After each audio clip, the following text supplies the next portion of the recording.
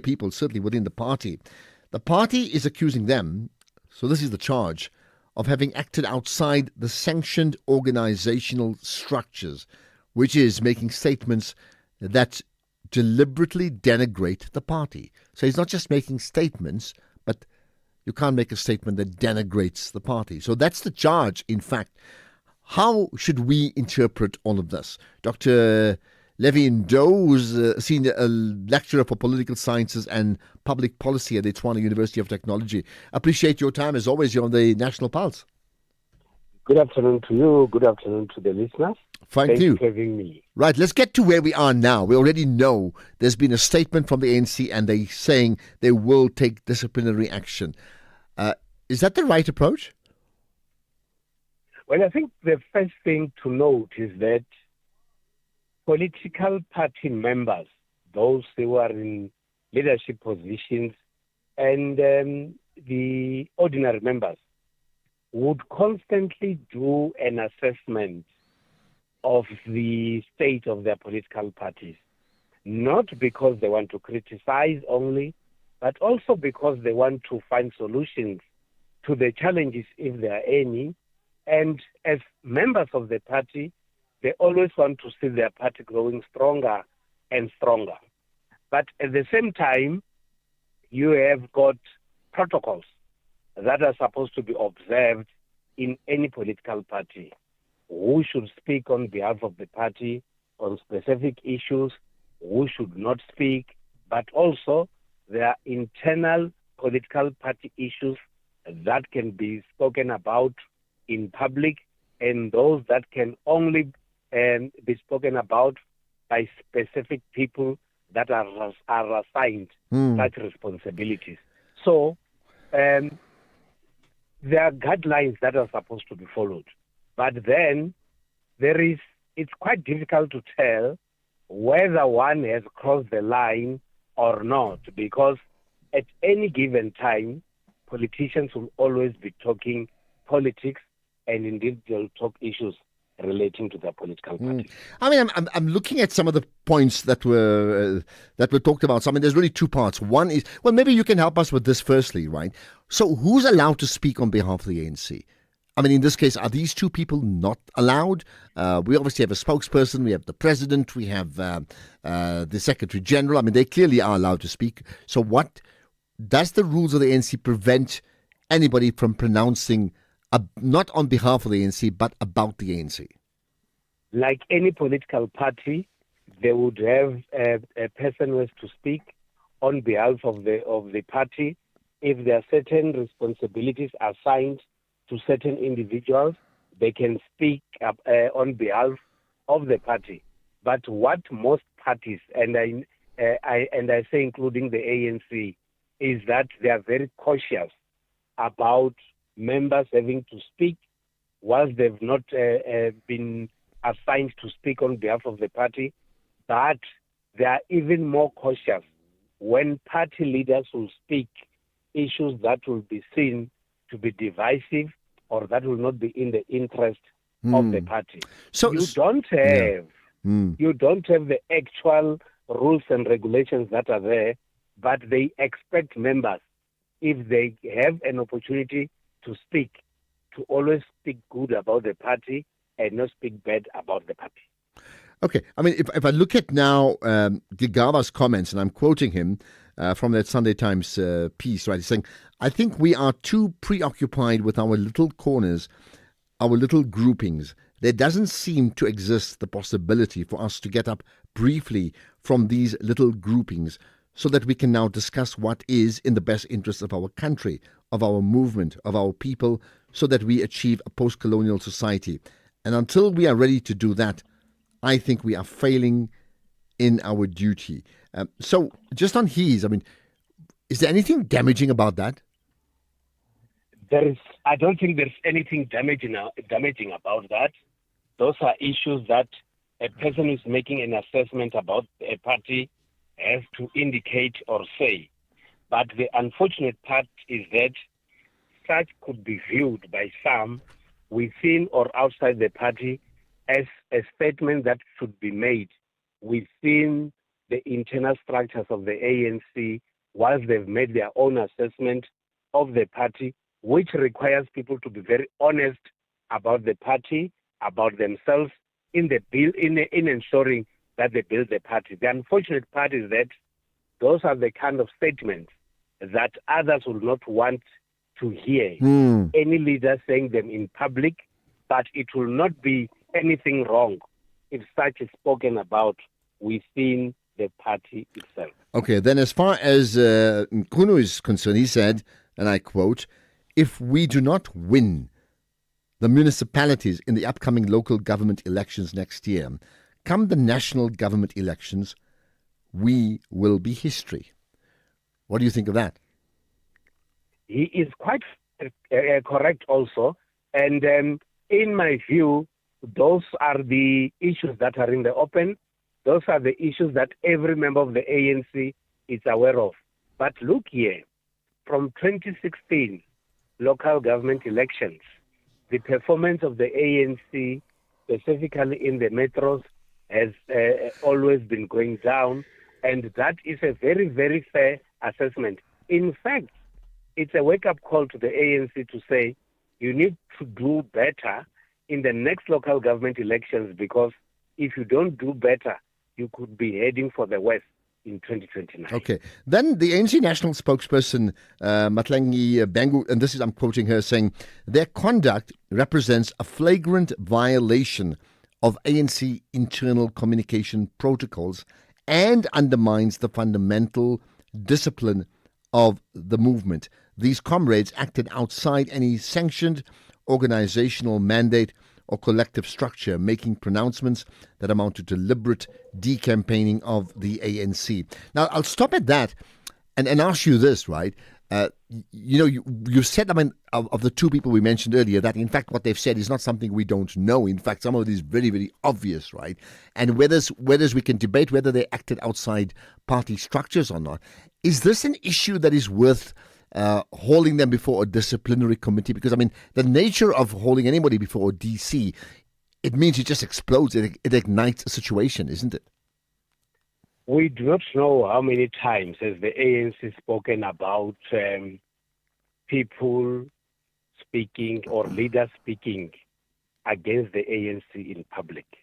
We do not know the actual recent protocols that have been established, but it appears as if the spokesperson of the ANC is saying there are matters that you cannot just pronounce yourself on.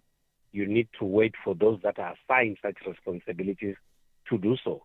But the unfortunate part is that if they'd not said anything that could be against the ANC, something of this nature could not be happening.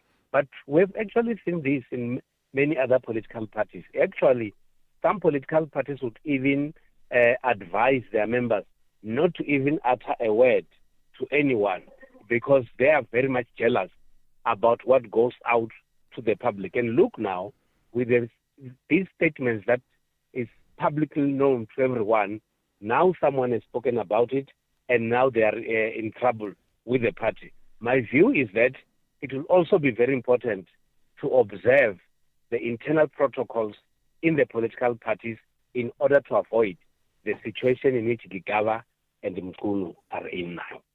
Well, here's the last thing on this one, right? In trying to, carry out actions that really are in consistency with the letter of the law of the ANC in terms of their rules, would the ANC be shooting themselves in the foot? Is it a case of damned if they do, damned if they don't? If they act against the two of them, they run the risk of alienating even further supporters of those two within the party, which they really can't afford to do. If they overlook it, they run the risk of even more people pronouncing about the ANC publicly and coming across as denigrating the ANC. And the reality is, at the moment, the ANC is easy fodder because of where it stands as a party right now compared to, 10, 15 years ago.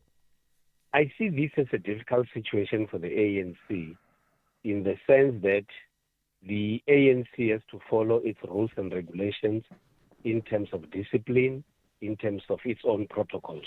But also, you need members of any political party, including the ANC, to be very, very cautious about the utterances in the public, whether that is in the best interest of the party or not. But also, whether you act or you don't act, they've spoken about it, but there should be a way in which there's proper control systems and mechanisms that have to manage how internal issues of the party has to be expressed out in the public.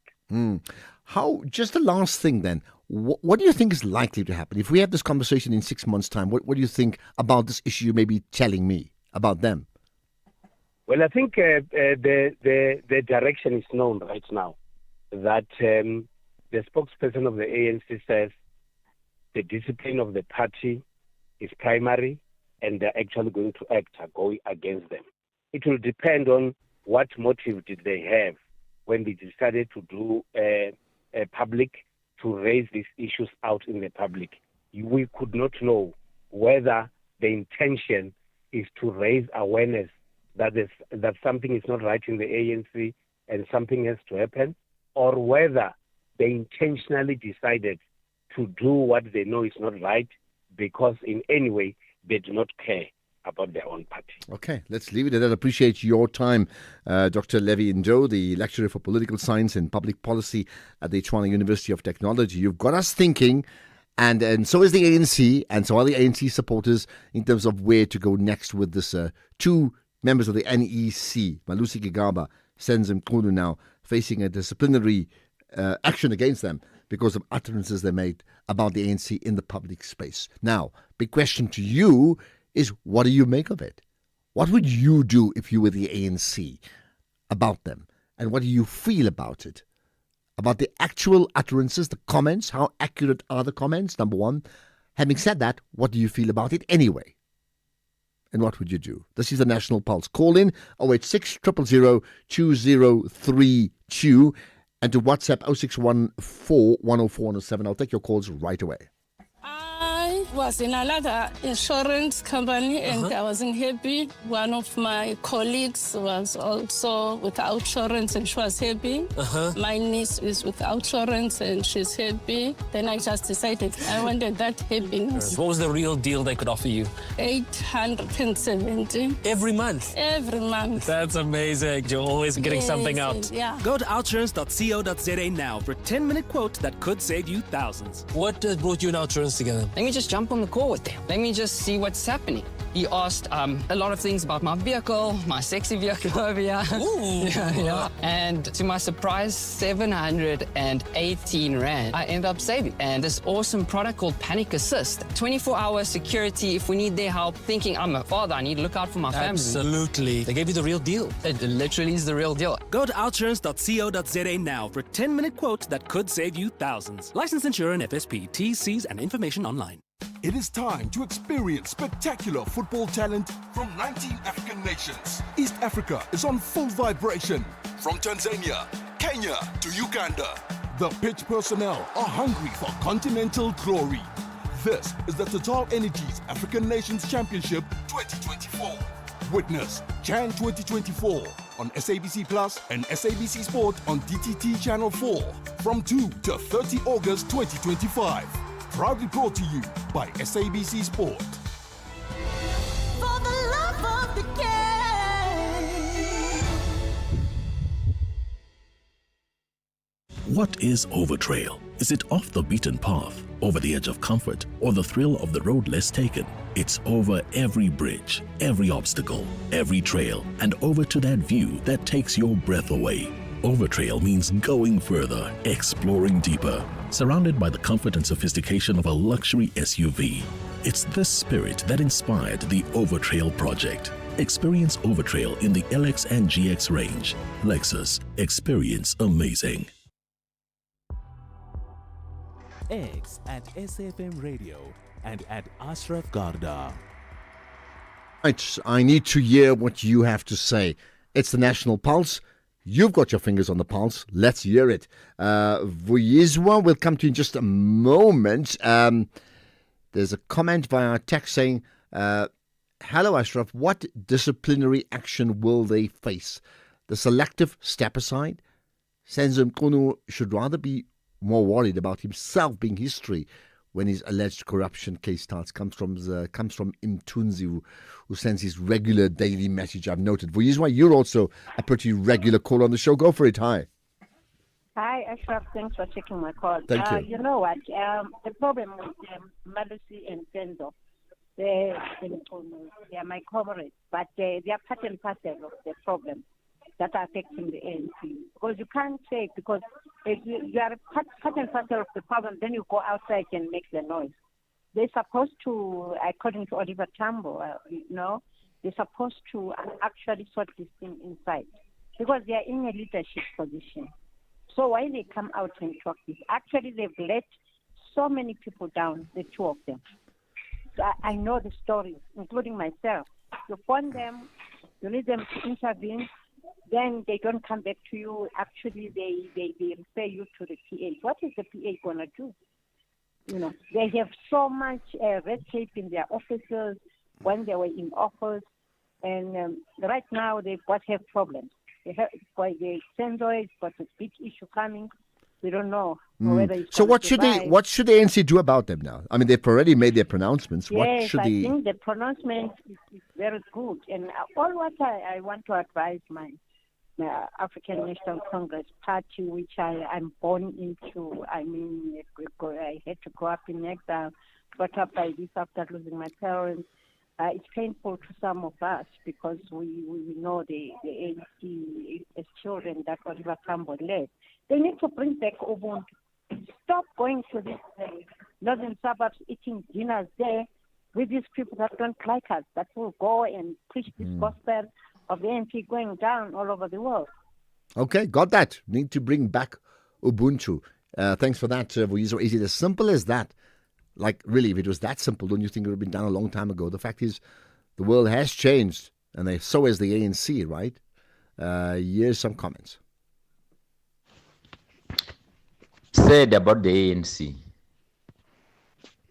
Well, the giant of African liberation, the once mighty ANC, now it's the shadow of its past, shadow of its own. Long live ANC, long live. Long live the spirit of ANC, long live. ANC is dead, but the leaders have killed it. Protecting each other, criminals. 9 wasted years. Many other before, many other years after. Inefficient, ineffective in dealing with proper leadership, maladministration, crime is rampant, thieves, stealing, tenders, killing of Babeta, Tembisa Hospital, and many others. Voters are saying we are tired. Remove ANC, put GNU. But the leaders have killed it. The leaders have killed it. But you haven't responded directly to the two leaders in question, but I get the sense of what you're trying to say. Here's another about the ANC. Good day, Ashraf and SAFM listeners. Allow me to remain anonymous. I think the ANC is committing another own goal.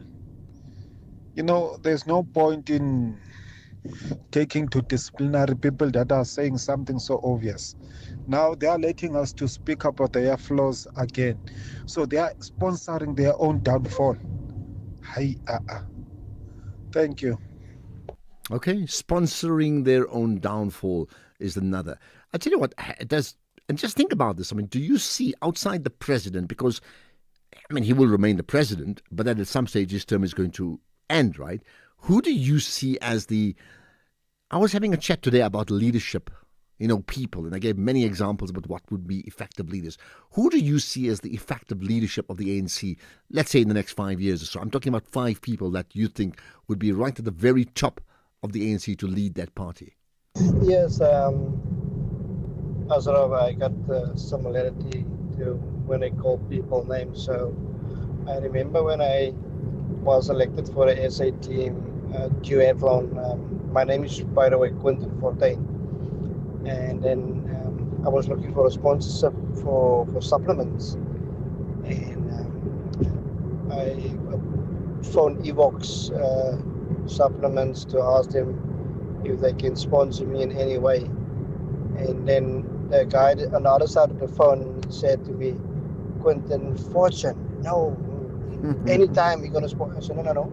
I want you to make sure it's not Quentin Fortune, the soccer player, it's Quentin Fortuin. I'm doing the athlon and I need to sponsor. He said, no, sorry, we don't do sponsored. Yeah, it was quite funny, but it just shows you sometimes your name can take you forward. Well, there you are. I mean, you're right, but you can say Fortuin is like fortune anyway. Depends how you want to interpret that, right? Well, there you are. You could have said Quentin de Kock. Maybe he would have listened to you even better. But, I mean, that's exactly the point where certain names become so strong. Like it's true. You just tell anybody, if you see a guy with the name Benny, I promise you're going to say who? Benny McCarthy. Because it's not a common name with a guy by the name of Benny, isn't it? Right, there's more to come. We're going to talk about Russia and Ukraine and the developments there as well. But let's get to the news headlines first. It's 3:30. Thank you, Ashraf. On the news headlines, SABC Acting Executive for Technology Vuyo Nyembezi says signal distributor Santex tariffs are unsustainable. A student at the Durban University of Technology has died after falling from a building on Steve Biko campus. It's alleged that the student committed suicide by jumping off the building. And the M23 rebel group in Eastern Democratic Republic of Congo has walked away from peace talks with government, saying it will not return unless the authorities adhere to a previous ceasefire deal. A full update follows at the top of the hour. SAFM, guiding you through the rush hour traffic. Well, a very good afternoon to you, Ashraf. Starting off in Gauteng, the N12 R24 westbound in Bedfordview, queuing on both routes towards Kiluli's interchange. The M1 southbound in central Johannesburg, slow moving towards Crown interchange, and the N14 in Centurion, queuing at Weirder Road. Willem Kruiwagen Avenue in Pretoria is also closed between Diamond Street and Daan de Wet Null Drive. In KZN, the N2 northbound has a crash reported before the M41 gateway exit, which has been cleared, but traffic remains slow moving. And the N3 eastbound, a stationary vehicle reported before Ashburton. In Cape Town, the M3 is slow moving through Bishop's Court, the M5 southbound slow moving towards Kromboom Road exit, and Main Road outbound slow moving towards the N2 highway. With your traffic update, I'm Irma G. This is SAFM Sports with Tuming Kapele.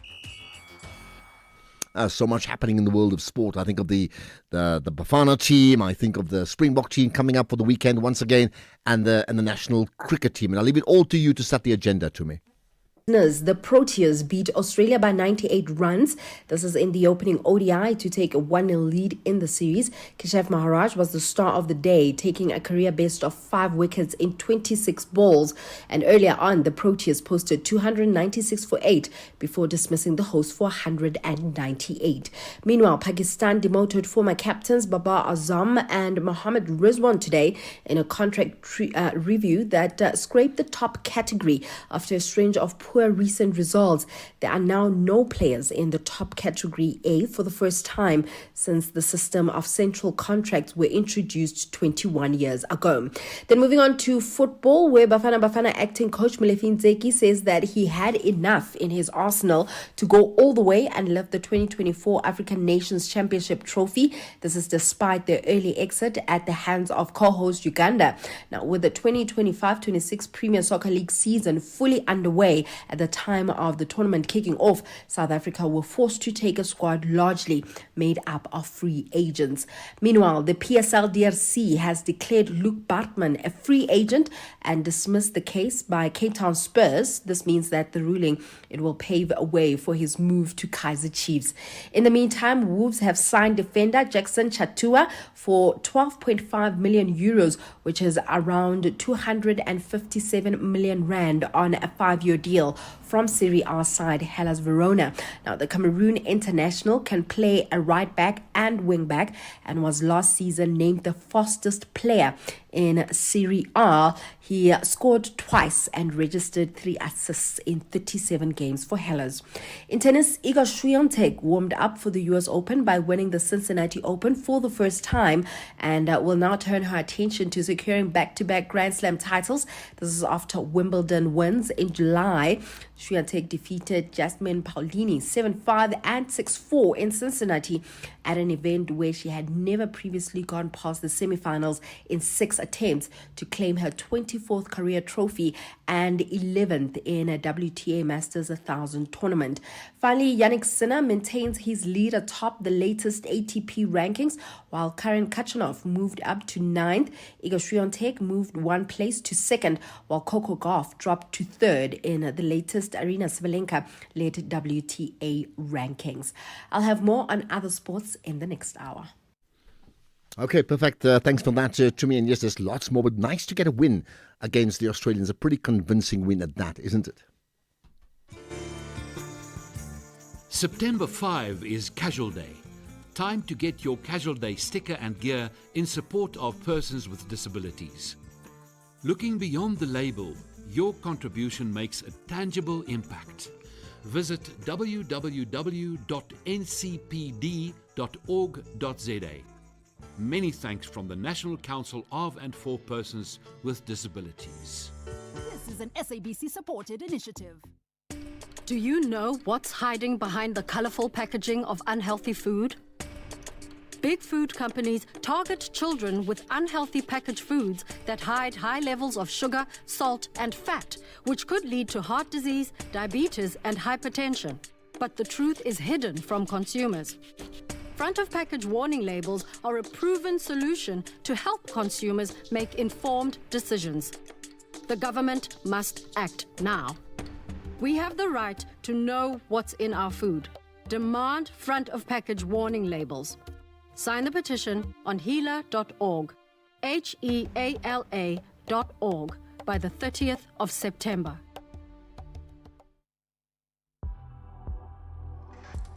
The National Pulse with Ashraf Garda.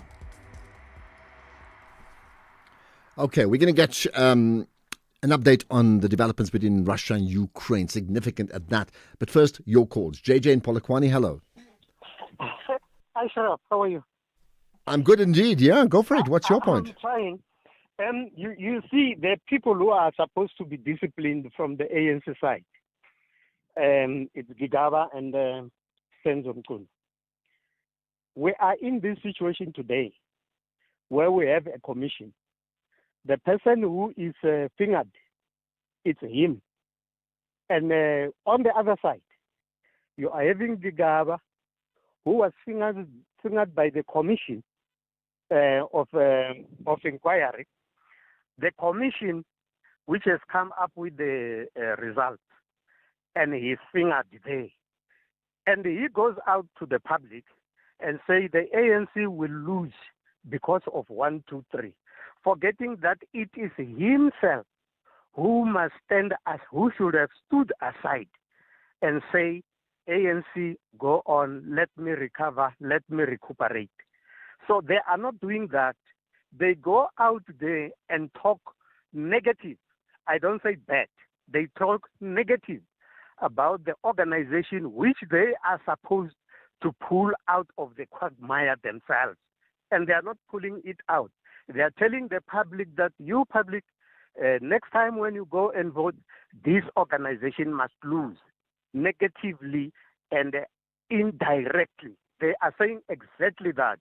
So I think they need to be taken into the table and be told a bit of what they should not do. Well, I mean, I think they know that, but the problem with that, doesn't that splinter the ANC even further? They don't know that they are the problem.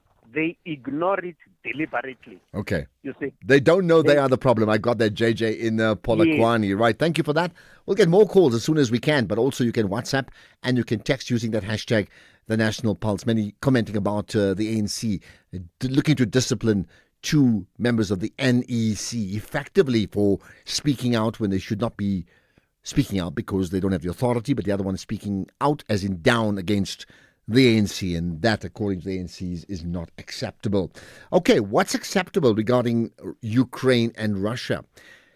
So you may be following the story of Donald Trump in the White House with a whole host of leaders from around the world, in fact, but in particular the Ukrainian President Volodymyr Zelensky being there, but others too, right? And now there's a move to actually get peace in between those two countries. Let's look at the key takeouts that emerged from yesterday's meeting. Peter Zalmayev, we chatted with him last week, remember, Director of the Eurasia Democracy Initiative. Peter, appreciate your time once again on the National Pulse. So always happy to be back. Thank you. Well, let me put this to you. What for you are the big takeouts of that significant White House meeting yesterday?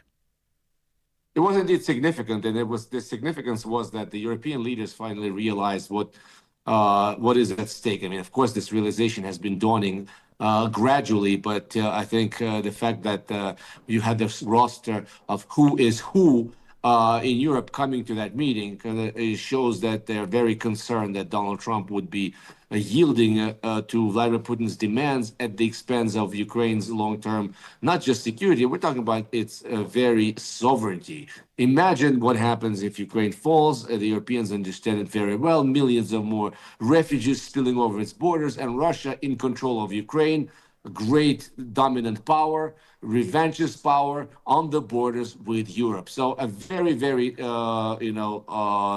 nerve-wracking moment for the Europeans, and I would say that the worst was avoided. I mean, that's the most I could say. The worst outcome didn't happen. There was no bust-up. Zelensky dressed up properly. It was effusive in his thanks to Donald Trump. Everyone else also exercised in a veritable orgy of flattery. And only the German chancellor decided to be a killjoy and reminded Trump that, you know what, it makes sense to have a ceasefire as we're speaking, as we're talking about a full-fledged peace agreement.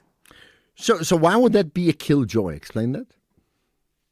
It's a killjoy that Donald Trump wants to push through this idea that, let's go straight to a peace agreement.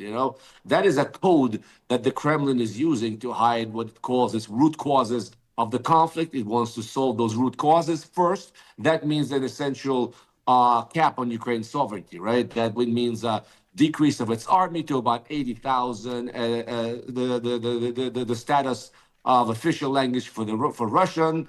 It would mean a hard no to NATO, and very unclear what security guarantees Ukraine would get. And of course, presidential elections on which Putin insists he wants to see Zelensky out of power. So that is what we talk about when we talk about Russia's idea of a peace agreement, And meanwhile, Putin feels like he's gotten the carte blanche from Trump to continue his terrorizing our cities. There was another attack on Ukrainian cities yesterday, the day before, 10 people dead.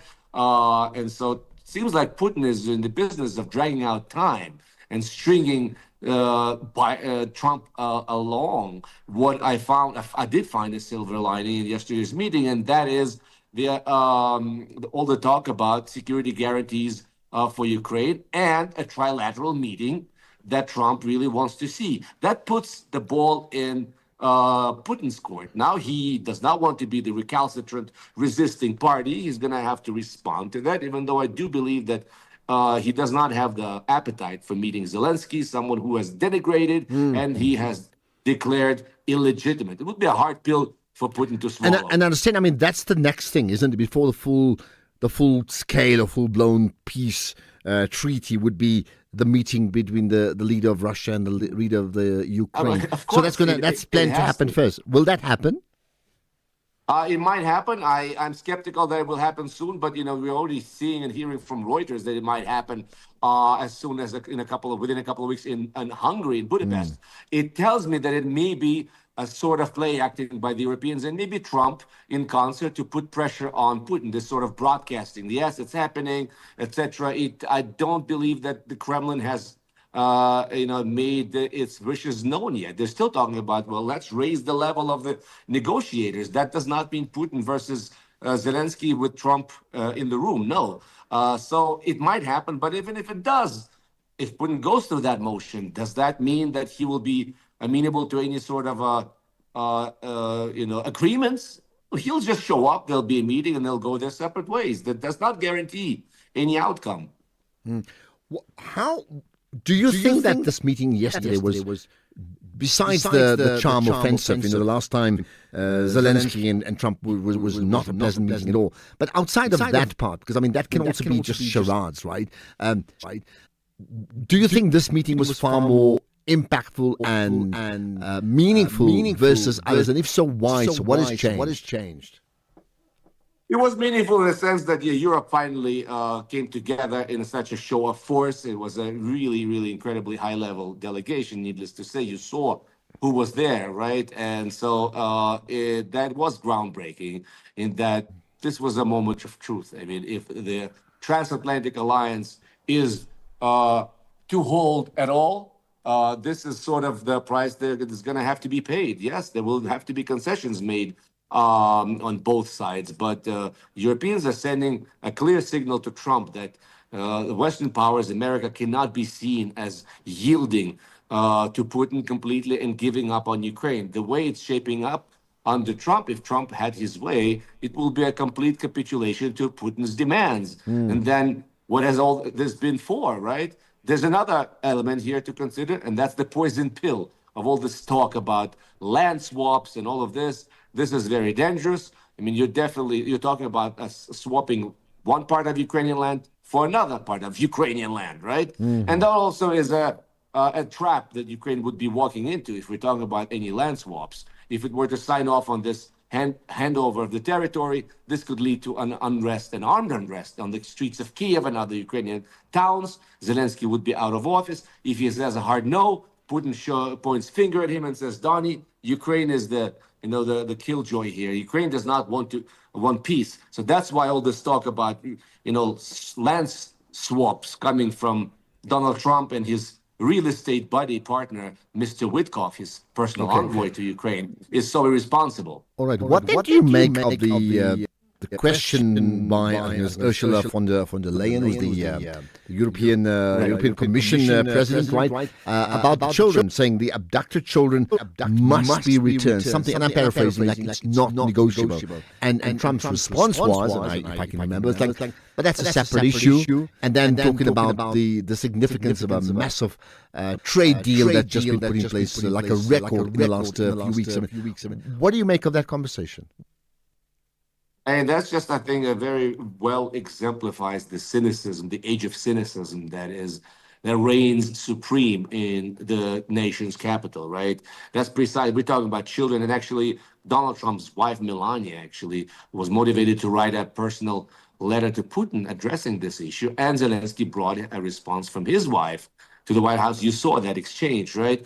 For him to just go immediately to talking about lucrative deals with really a nation, a country that is under sanctions, including by the United States, whose leader has been charged on the International Criminal Court. That is just, as cynical as it gets. As a Ukrainian American, as a citizen of both countries, it pains me to see this sort of rhetoric, this sort of spectacle. And you think that's what it was? Because what I'm saying, if that's the person that's delivering the spectacle, South Africa has had its own examples of Donald Trump being dismissive and calling our country names. So in this case here, I mean, this is how it came across. He totally dismissed the concern about the children and then segued into the importance of a trade deal. I mean, how would you interpret that? Well, I mean, of course, I interpret it as Donald Trump, of course, goes out of his way to send a signal to his base, to his electorate, that he's putting America's interests first, no matter, what the moral look of it is, right? What the, that aspect is. He's basically been broadcasting to the world that it's the order of the day is all about transaction. He's been called a transactional president.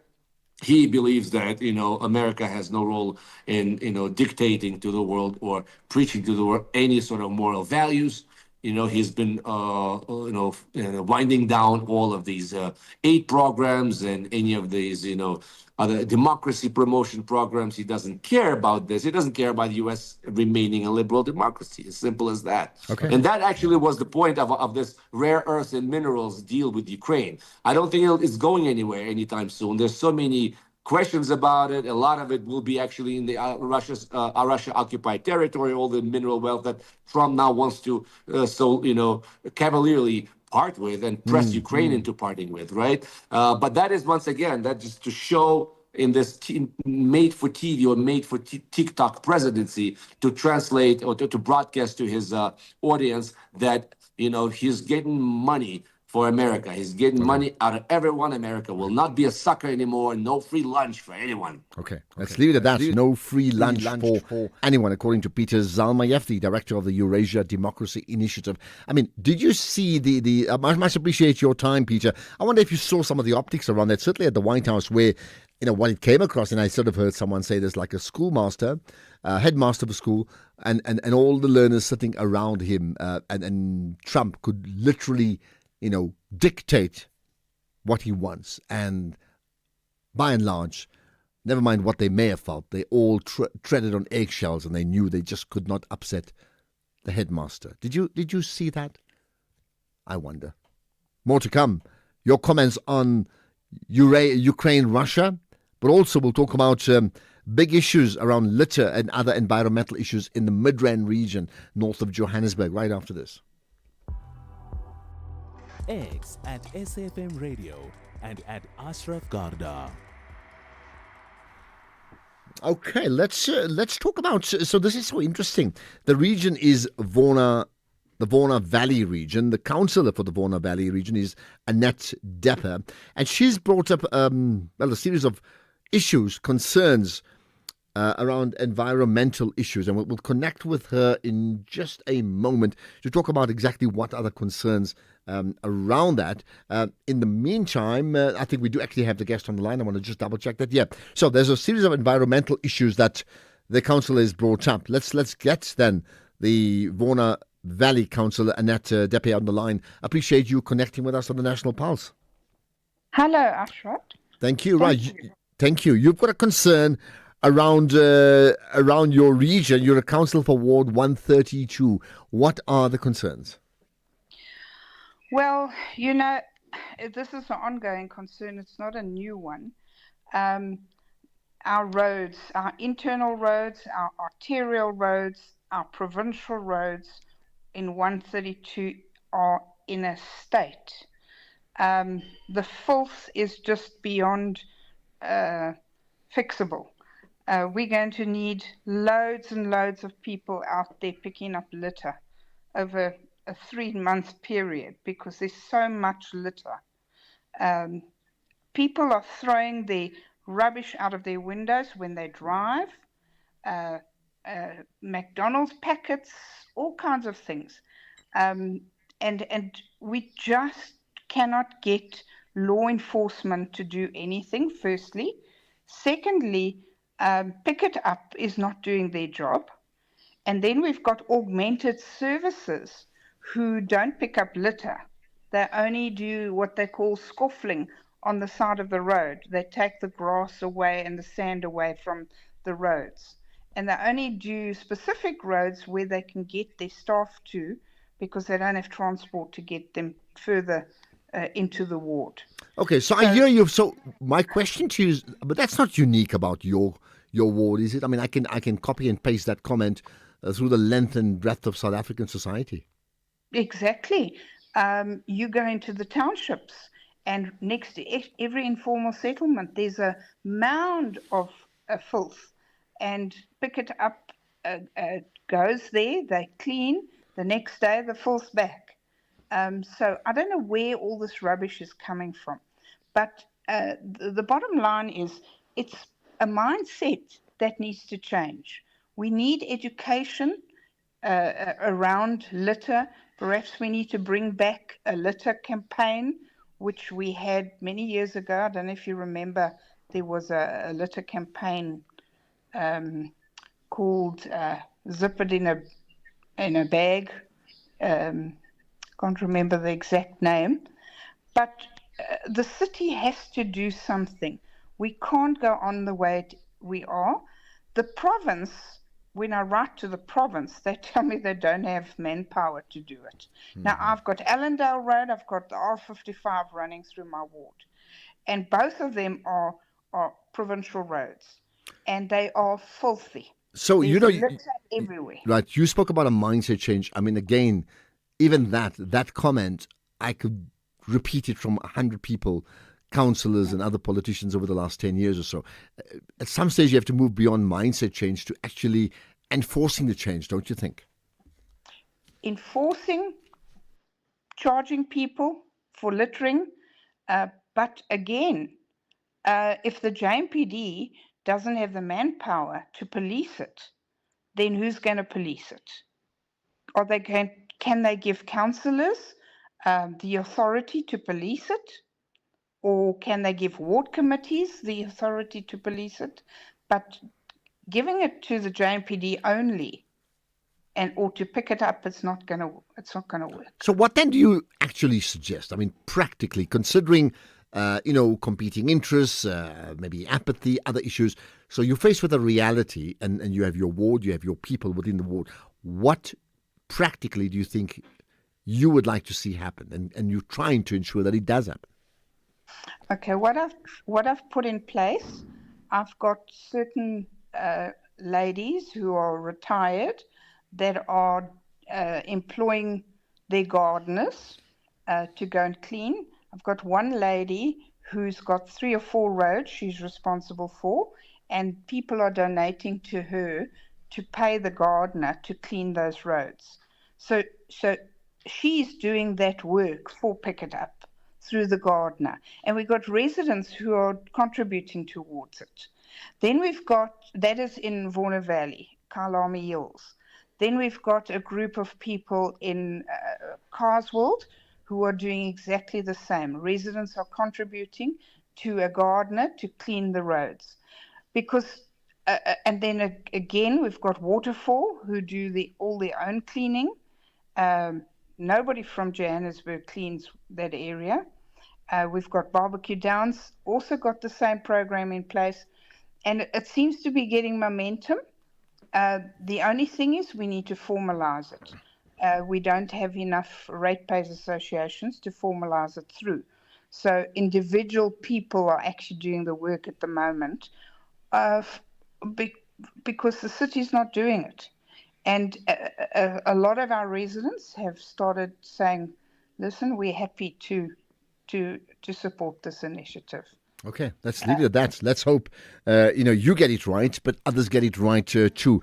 I certainly heard someone say the other day about the area around Park View, which is near the Zoo Lake, where there's just been a huge community involvement in that area to make sure a case of we shall not litter. And it's very driven by community. That sort of example may be. Annette Depper, the Ward 132 councillor in the Warner Valley region, much appreciate your time. You're on the National Pulse.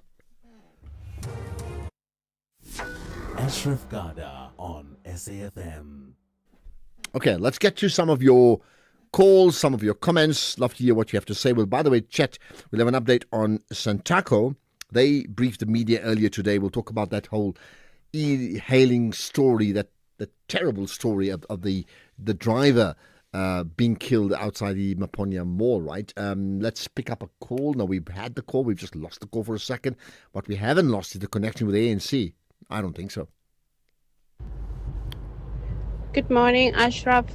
I just don't understand how can the spokesperson of ANC saying that the utterances of Gigaba and Mchunu are decampaigning the ANC. They've done that long time ago by not disciplining members of the executive who are also now, some are in ministerial positions, who are so corrupt that they don't even discipline them, right? And then they want to discipline someone, especially Gigaba, who is telling the truth and who really want the ANC executive committee, the national committee, to wake up and smell the coffee, because they are really in trouble. And ANC will be non-existent in 2028. It is a fact, and they're in denial. This is Sepiso. Okay, thanks for that, Sepiso. Well, it's an interesting one. Sometimes your actions as a leader, without saying anything, can undermine the ANC to the point where one can say they are decampaigning the ANC anyway. Right, Butana in Rosebank, let's hear your thoughts. Go for it. Good afternoon, my brother. How can they decampaign the ANC? By speaking the truth. The ANC is happy to associate with crooks and thieves.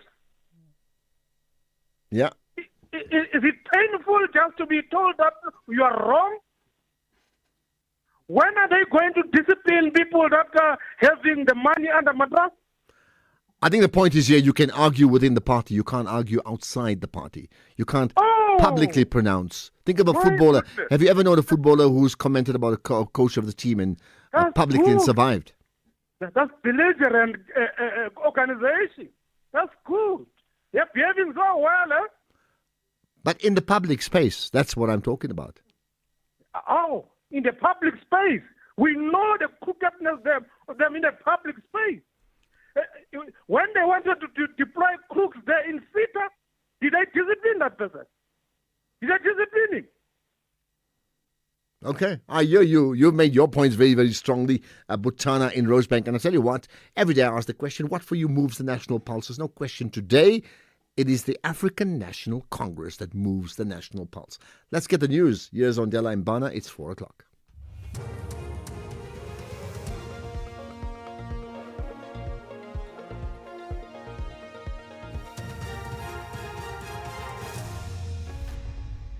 Thank you, Ashraf. On the top stories, TRC inquiry to kick off with a pre-hearing meeting, and the M23 rebels suspend peace talks with the DR Congo government. For SAFM News, I am Ondelambana, and a very good afternoon. The inquiry into Truth and Reconciliation Commission cases, which will be chaired by retired Justice Sisi Kampembe, will first embark on a pre-hearing meeting ahead of the main commission hearing. The pre-hearing is set to take place over the next 3 weeks. Briefing the media in Soweto at the Hector Peterson Memorial, Kampembe says a pre-hearing is meant to establish a program for the inquiry's work. The TRC cases inquiry will adopt a more sympathetic, engaging and empowering approach, and as an important first step, the inquiry will bring together all interested persons and institutions to a pre-hearing meeting to agree on a program for the conduct of the inquiry's work and conclude on a timeline for all the procedural steps that are essential for the smooth running of the inquiry. SABC Chief Operations Officer Lungi Lebinza says signal distributor Santex tariffs are unsustainable. Binza told the Independent Communications Authority committee that the tariffs imposed on the national broadcaster are too high and transparency is required when tariffs are determined. The SABC approached the Competition Commission to find a solution. The matter is currently sitting with the Competition Tribunal. The national broadcaster is paying Santec around 20 million rand to service its debt. Binza says they have questions about the tariffs. As we've indicated in the past, the tariffs that are charged to the SABC are too high. They are unsustainable. They are anti-competitive. They are monopolistic. And yes, they are unregulated as well. And hence, we've been here for the last 4 or so years in front of this commission. As we've indicated also in the past, this cost is actually the second biggest cost within the SABC. It's only second onto the salary bill. And it's even higher than our content, cost, which is basically our core business. A student at the Durban University of Technology has died after falling from a building on the Steve Biko campus. It's alleged that the student committed suicide by jumping off the building. In a statement, DUT says students and staff have been left shocked and saddened by the incident. Counselling support is being offered to students and staff. The name of the student will be released once the next of kin has been formally informed. Police will be investigating the incident. Civil society groups in Phoenix, north of Durban, are calling for the institution of the Commission of Inquiry into the 1985 Inanda unrest that claimed 3 lives and displaced over 1,500 Indian families. The month of August marks 40 years since the 1985 riots. The violent attack happened at the time of the tricameral parliament and just after Umlazi activist Victoria Mxenga was murdered by a death squad. Survivors and organizations believe a commission would give a clear picture of what triggered the attacks and who was the driving force. The M23 rebels group in the Eastern Democratic Republic of Congo have walked away from peace talks with government, saying it will not return unless the authorities adhere to a previous ceasefire deal. Fighting between the two sides escalated in January when the M23 captured large parts of the mineral-rich east, including the regional capital Goma. In Qatar last month, the rebels and the government signed a ceasefire agreement intended as a step towards a permanent peace deal. But yesterday, as negotiations were set to resume, the M23 said its representatives were not present in Qatar.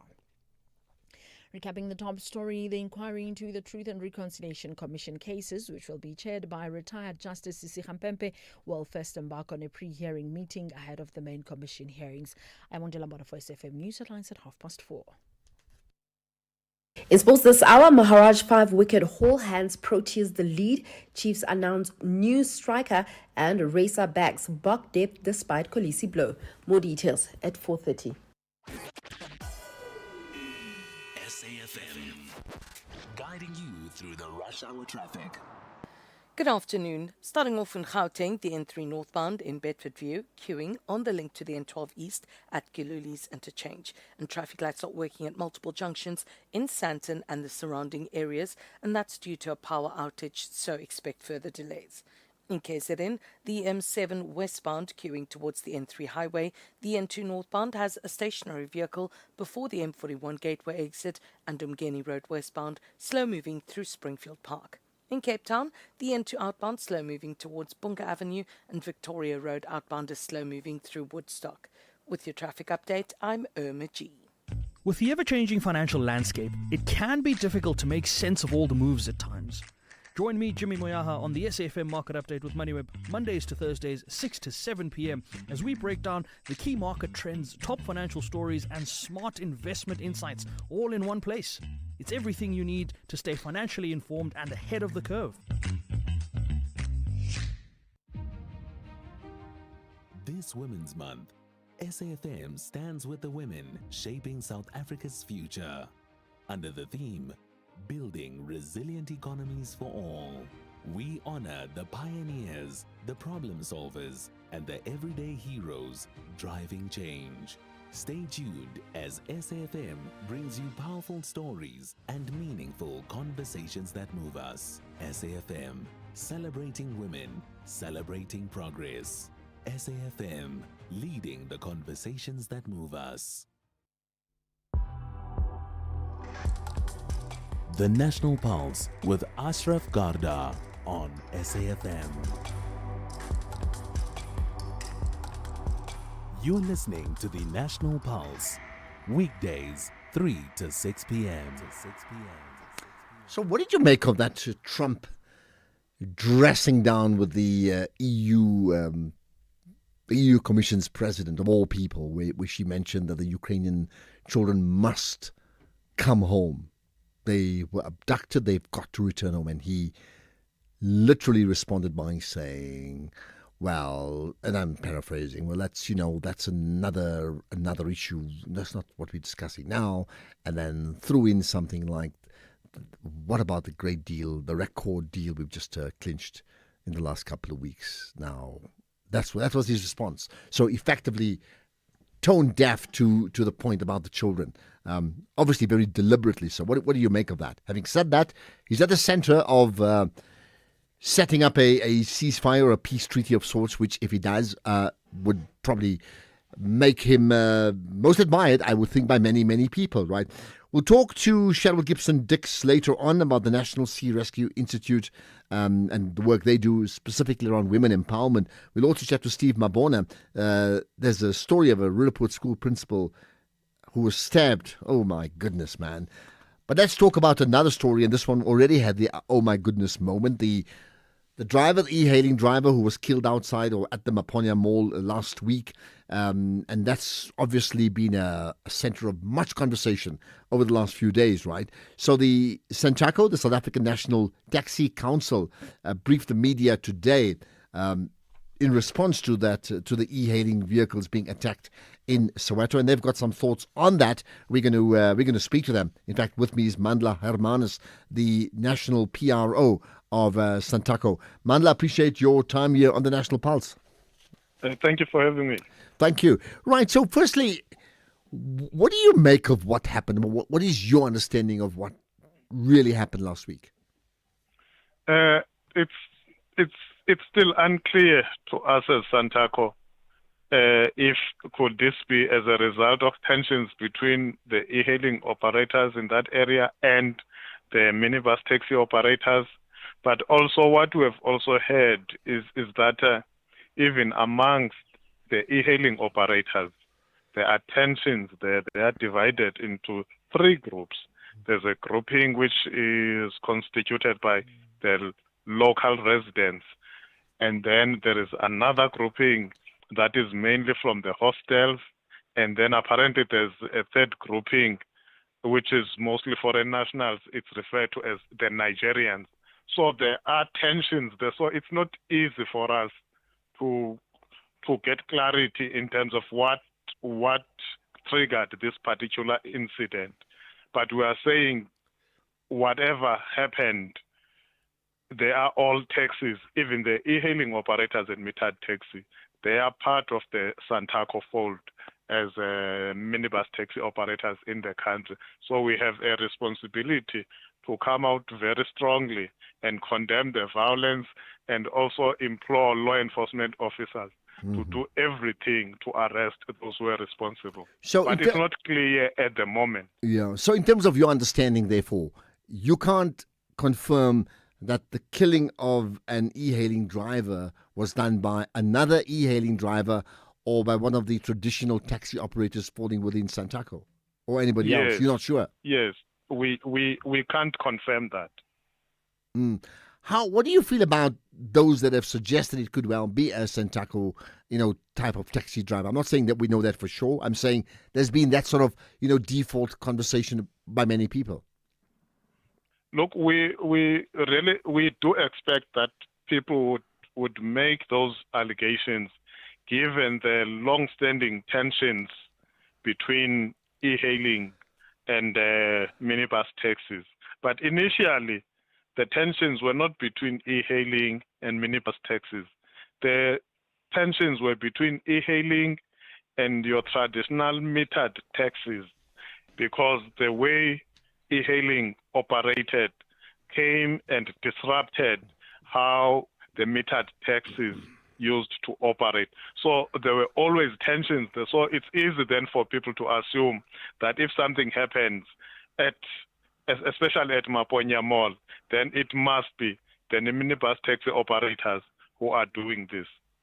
Now, I see your president, saying something which I expect him to say, that those responsible must face the full might of the law, and then saying we condemn this violence in the strongest possible terms. It is inhumane, criminal, and unacceptable. I honestly wouldn't expect anything less, right?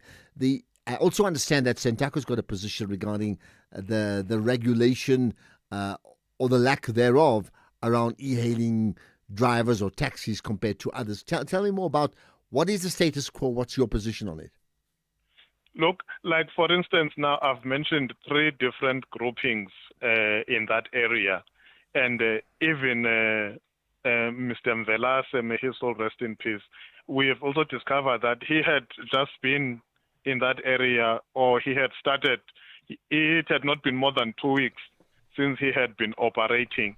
So we are saying this lack of regulation is going to lead to an influx of these operators in a very small area. Then you are going to see more and more of these things happening, where now they start forming different groups. One group does not want the other group to operate. So we are saying with the regulation, then you will be able to limit the number of operating licenses that you are able to allocate to a particular municipality. It cannot be a free-for-all where everyone can simply buy a car and download the app and register on the e-hailing app and start providing transport. When there's no control, then you are going to sit with these challenges. So whose fault is it that there's no control? So, and maybe as you answer, when you say there's no control, just explain what is the level of regulation, if anything, within e-hailing drivers versus other types of taxis that we know traditionally? Look, for instance, if you are a minibus taxi operator, you cannot even buy a taxi if you don't already have an operating license. the banks won't sell you a taxi without an operating license. So you must first have an operating license. Not the same case with e-hailing, because you can simply go and buy your vehicle as a private individual, and then you'll be given the vehicle. What you do afterwards, then it's up to you. So that is one problem.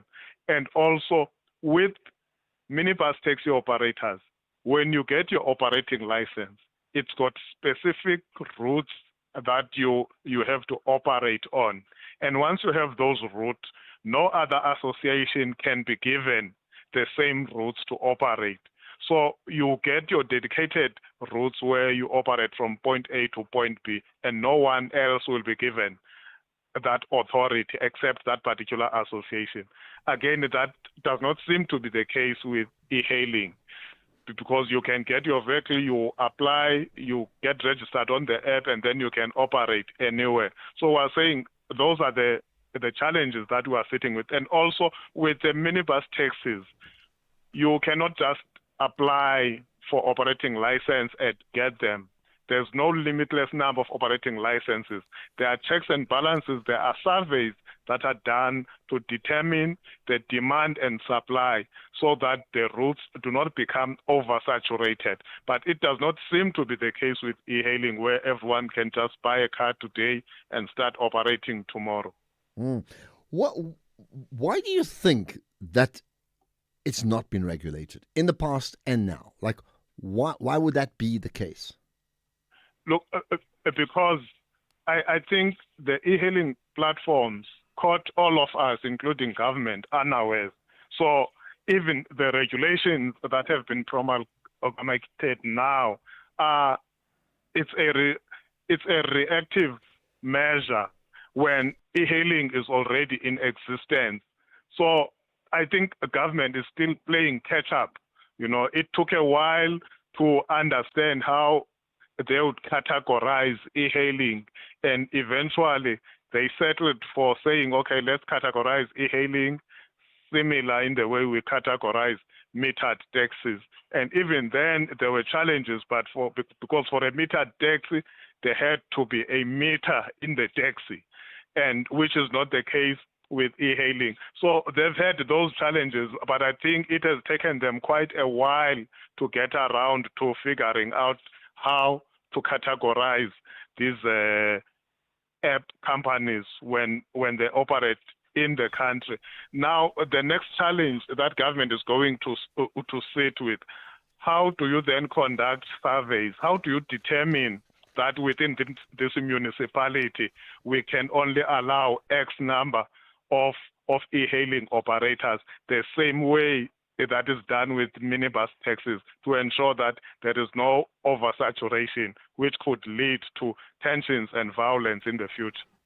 Just the last thing then, is there any lobbying, is there any support for the industry to be regulated? Meaning, can you see anything that suggests that, in fact, the situation will change dramatically, so let's say in the next few months or years?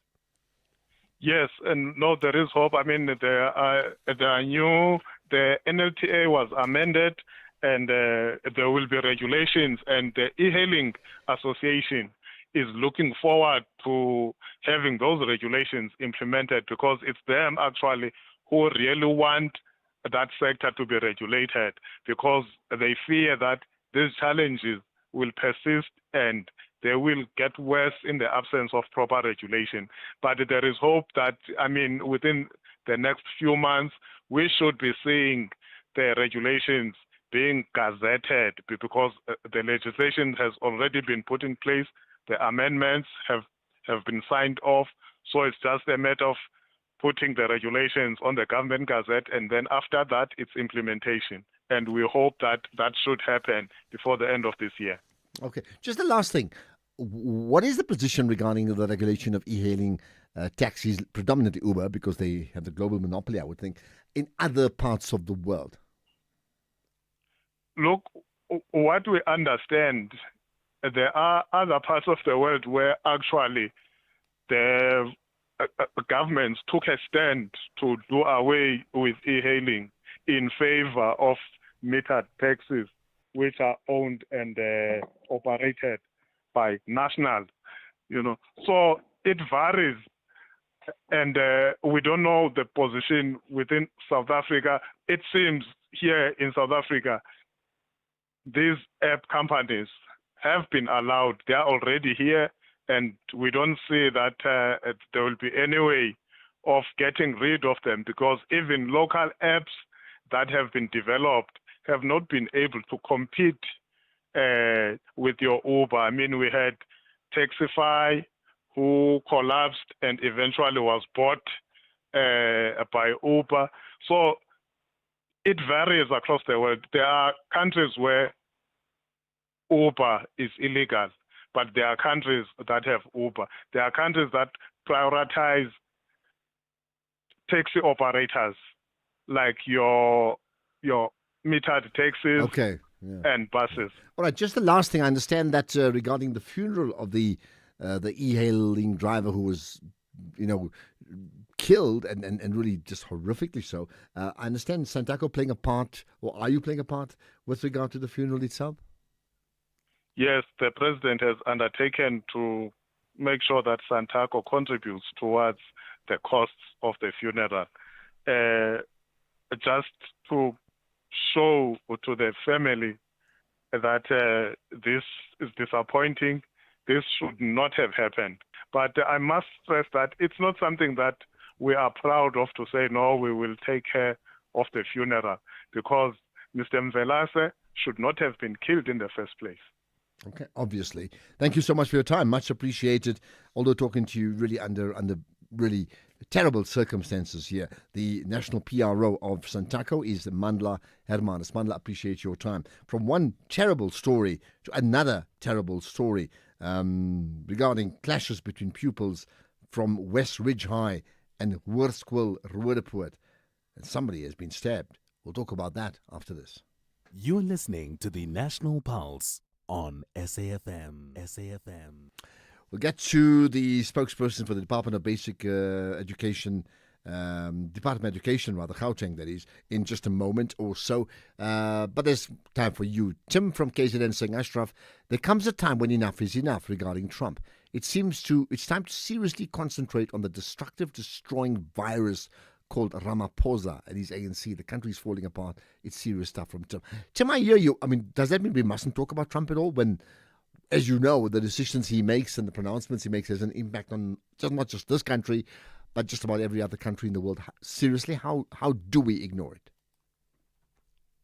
Ashraf, good afternoon, man. Flores from the beautiful Western Cape. Ashraf, I stand to be corrected, but did that guy just said that the e-hailing drivers are also part of Santaco and that they target each other themselves? I just want to have clarity on that, because then it sounds like a little bit of a blame game. Have a good day. Bye-bye. Well, no, I heard it certainly differently, okay? But if anybody heard it better than me, then you can certainly tell me. I certainly did not. Please ask your guests who gave them the authority to take out people out of other people's cars, because then according to them are not allowed to give a lift, or whether it's a family member, whether it's a stranger. Who on earth gave them the right to do that? Who gave them that? You must answer that question. This lawlessness and hooliganism must stop, man. Who are you talking to? Like when you say who gave them the right, who are you referring to? Very specifically, so we can understand you better on that one. Let's get some calls. Nwato in Polokwane. Let's hear your thoughts. Hello. Hi, Ashraf. How are you? Yeah, I'm good indeed. Good talking to you. What's your point? Look, I just want to maybe comment, man, on what the guy from Santaco are saying regarding the regulation or regulating the transport system or business. And I know that even government maybe it is buying into that. I just want to say that I don't know if they realize that the more people get into a certain business, there are two things that happen, and both these two things, they are benefiting the public. Number one, there is going to be competition which means probably even the price will be low or will be reasonable to the benefit of the public. The second thing that is going to happen is that there is going to be a lot of transport to the point that public or customers, they will not have to struggle with transport. And so I don't know why will government want to regulate this thing for the reasons that are given by Santaco, because Santaco's reasons are that they don't want a lot of cars or a lot of transport on the road. They call it an influx. But if that happens, it's good for the public. It might be bad for their business, but it's good for the public. But isn't that the point, that if there's a flood of it and they don't make profit, then they're not going to be on the roads, because they have to be an incentive for them to make the type of money that will see them earn a living, or else. Yeah, but that is what competition is all about. The more people are, others are going to fall off. But at the end of the day, it's not possible that you can say no one is going to be. If 3 people get out of business, there are going to be some who remain. And if all of them get out of the business, then the business is available for other people again. So that is how competition works. Okay, got that. That's what Nwato in Polokwane says. More thoughts, Mike. We crisscross the entire country here. Mike in Kabeja, hello. Ashraf. Yes. Afternoon.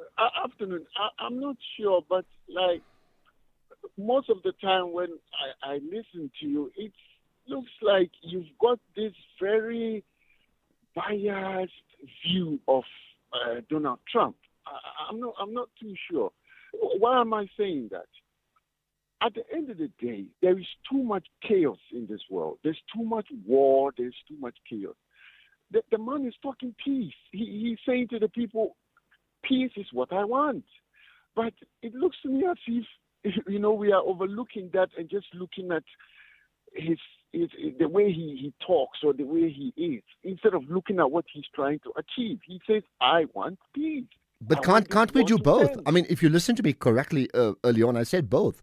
I actually referred to the children and I referred to the trade deal that he spoke about.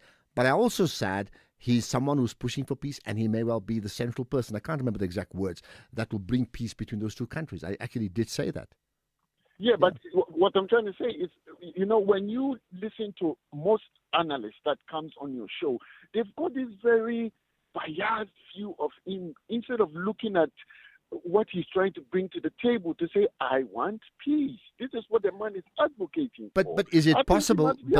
But is that. it possible, like Trump, we can, and like Ramaphosa, and 20 other leaders in the world, that we could admire some aspects of that person and be critical of other aspects, and they can live side by side? You can see both.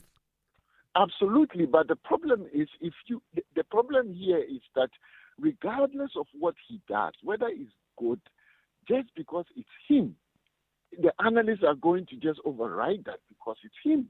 That's the problem. Okay, you think so? I don't know if that's the case. I think it's him because it's at his White House. He's a significant player. We cannot remove that. And I've said so often, he's a significant player in global politics because his country is a significant player in global politics. But Mike, I think you've made your point. Thanks for that. Let's get another call. In fact, here's a broad question to all of you. Like, how should we view Donald Trump? Seriously. Do you view him as this maverick who does what he wants? I mean, he certainly did what he wants about South Africa. I mean, that I can say that clearly. How did he come to these conclusions about our country? He did that. But do we also view him as this man of peace? And do you see contradictions in his man of peace and then his position regarding Palestine?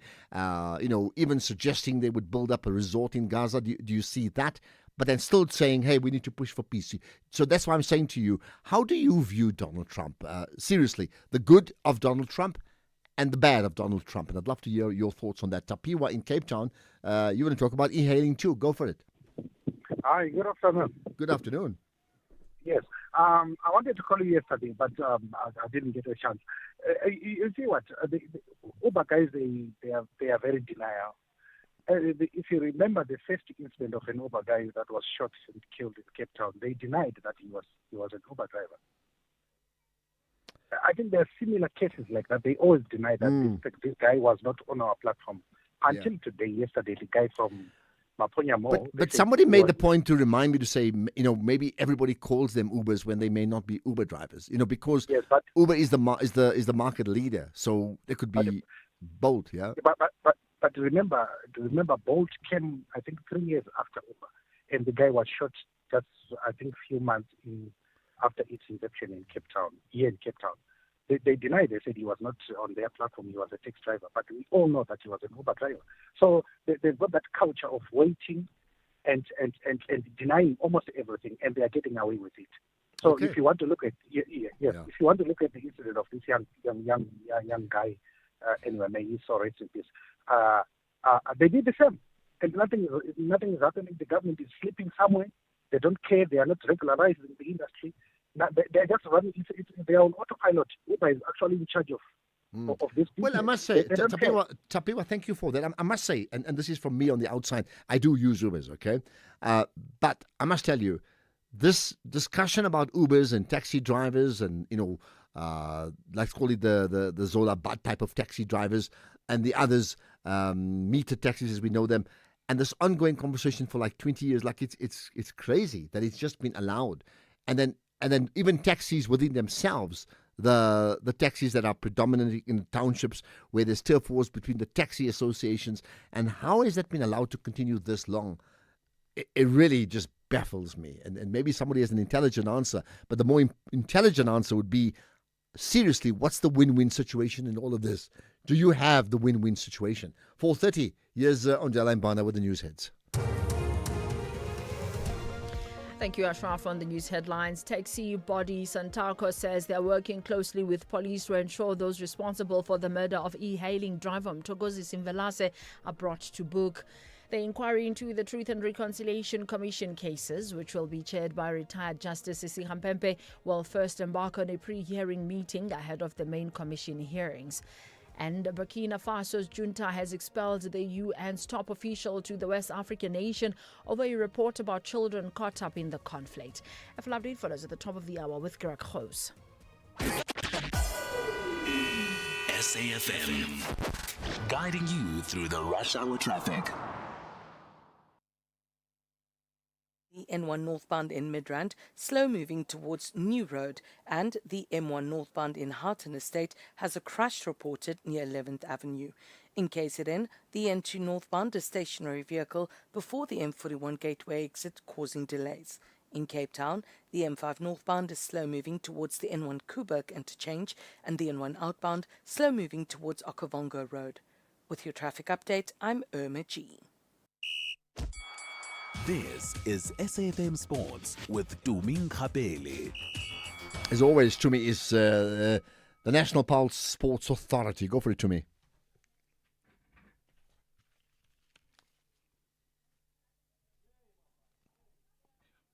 No, we'll just try and connect with Tumi. She's doing an outside broadcast environment today, so we'll connect with her as soon as we can. I think we can do that now.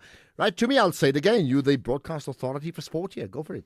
Starting off with cricket, a great display of spin bowling from Keshav Maharaj led South Africa to 98-run victory in the first of the 3 one-day internationals against Australia.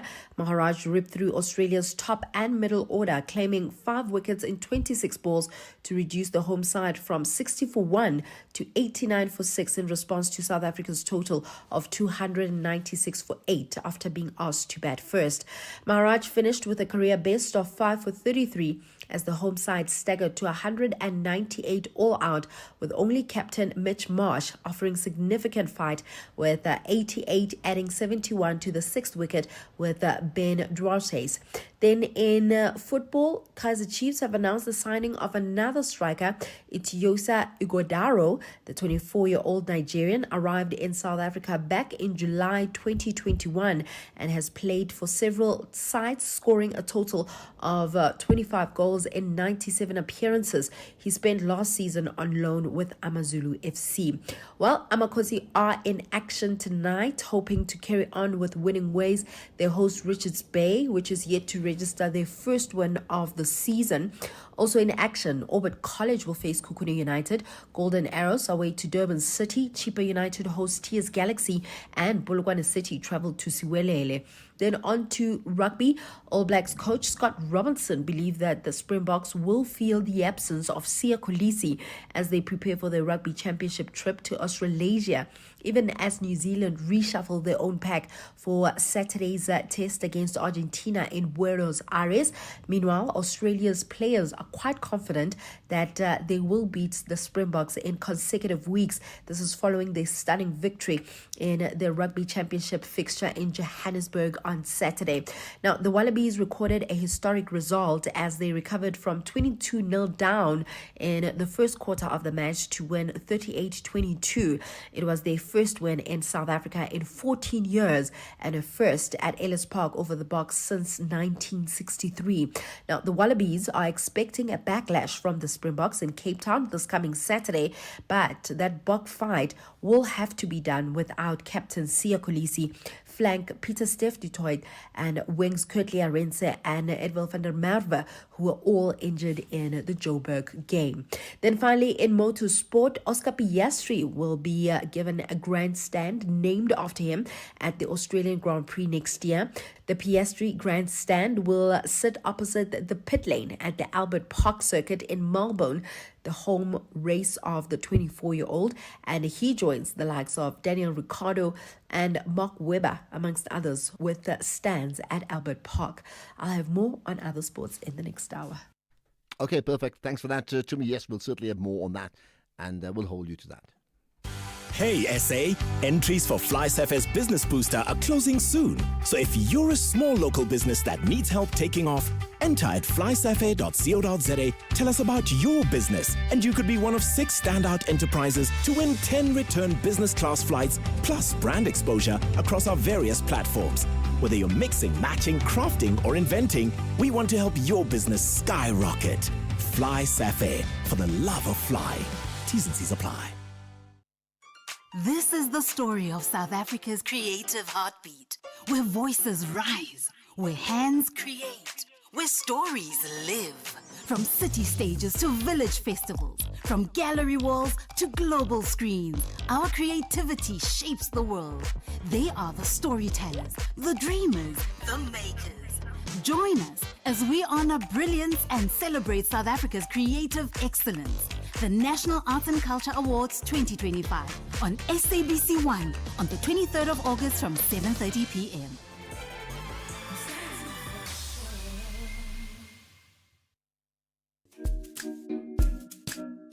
SAFM celebrates its 89th birthday this month by giving listeners an exclusive opportunity to attend the prestigious Joy of Jazz taking place at the Sandton Convention Centre from the 26th to the 28th of September 2025.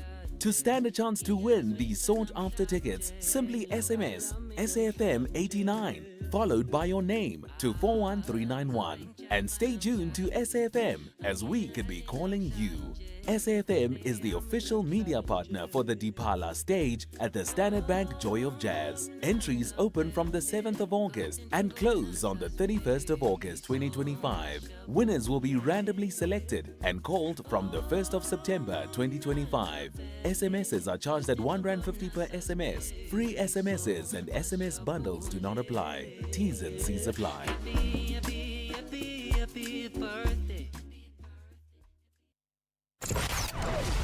Economic news on SAFM. Facts and figures you can count on. Let's get to those numbers with Paswana and Patlele, from Markway Fund Managers. In fact, Paswana, you've got news about Avenge, right? Yeah, definitely, Chef. We're looking at an Avenge that reported on the full year results. It reported that they're back into losses compared to the previous year.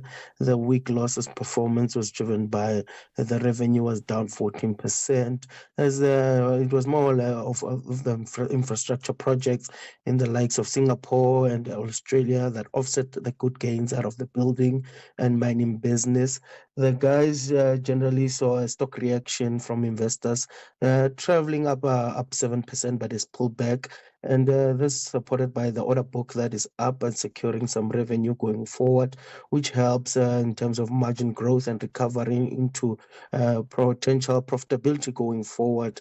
When we look at the market, at investors are still showing some caution, but the investors' thesis is still intact that stocks are still bullish, whether you look at the US, China, or even locally here. As volatility is low, it's encouraging of buying that dip mentality as the likes of the interest rate cut momentum still holds going into the US Fed meetings later tomorrow and Jackson Hole later, as it gives us insight of the US thinking. And the geopolitical front is being supportive too, as the US has signaled that it will give some security guarantees to Ukraine for the peace deal with Russia, which has allowed some of it to happen, but we still wait for general details. And consensus still that the war, no ceasefire will take place for 2025.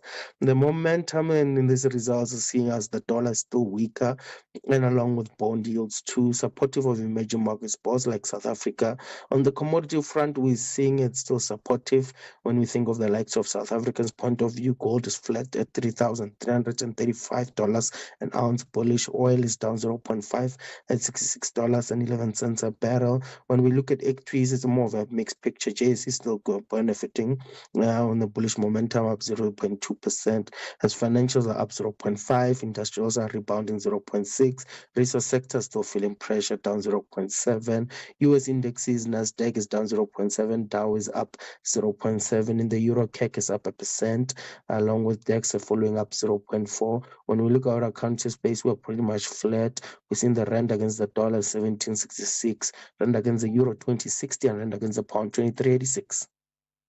Perfect. Thanks for that, Paswani. We'll connect again tomorrow. Don't forget, Jimmy comes up from 6 to 7 for an hour of the markets. Do not miss that, right? But we'll talk to you as well next.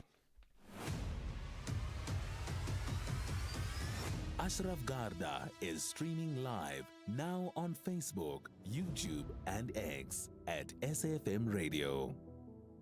Okay, we're going to chat to Cheryl Gibson-Dix from the National Sea Rescue Institute shortly, but I need to hear you first. So Dan in Soweto, let's talk about Santaco. Hi, Ashraf, how are you? Yeah, very good indeed. Thank you. I'm good, thanks.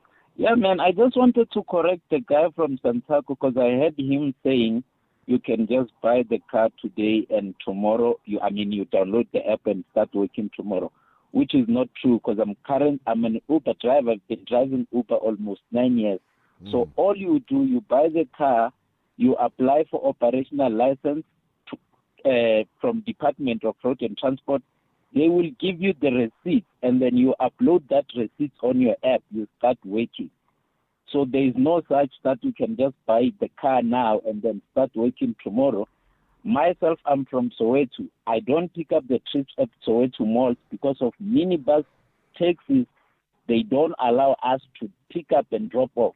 Okay, from as much as I remember the last accident before the one that happened last week, they were not allowing us to pick up at Proteglen Mall and then together with Maponya Mall as well. And then we had a meeting, we sit down with them, they allowed us to pick up and drop off. But sometimes when you go there, they will tell you that Uber is not allowed to pick up here.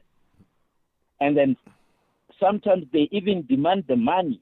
We don't have problem with meter taxi anymore. Like in Joburg, Gautrain Station, we no longer pick up at Gautrain Station. We pick up at Braamfontein Gate. We made peace with them. Yeah. So what for you? What would be the solution? What would be like the win-win-win when everybody wins? You know what? They just have to accept that Uber is here to stay, and then we need to work together from now. On the issue of regulation, I'm with the guy as well because we strike last. I think it's last month, if I'm not mistaken. We went to MEC to tell the MEC that they must regulate Uber because they even exploit us. The price now it went down dramatically. I'm driving from Soweto to Pretoria for 180 rand. So at least if government intervenes, they can tell them how much to charge, and then so that we can work together with minibus taxi. We don't have problem with them. Okay, but ultimately market forces dictate too. Yeah. This thing says that there is a 3 groups.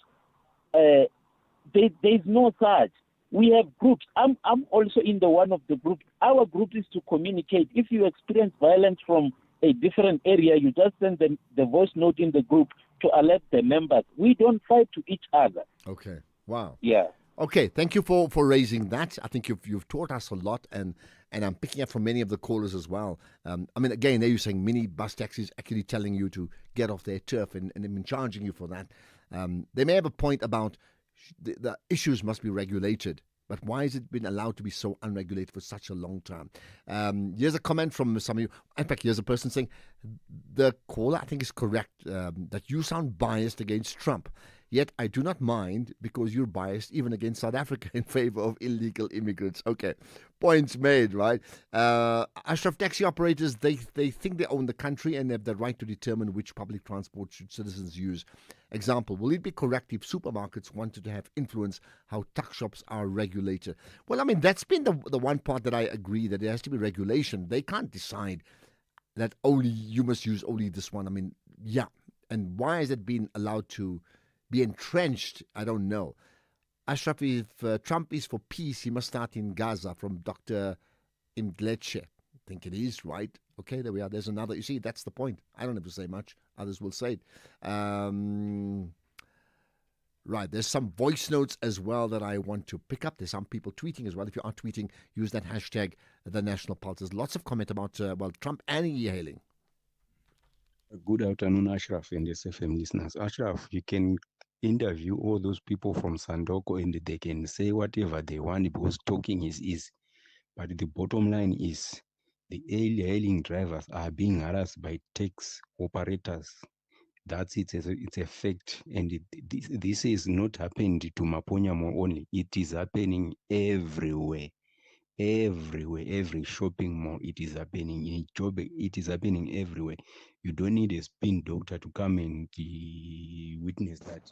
The tax operators are the ones who are behind the harassment of e-learning operators. You don't need a spin doctor to talk about that. They can deny it, whatever they can deny it, but that's the reality. Thanks, James Transpeck. Okay, there we are. We'll get to another caller in just a moment. Before that, I mean, here's one just to consider.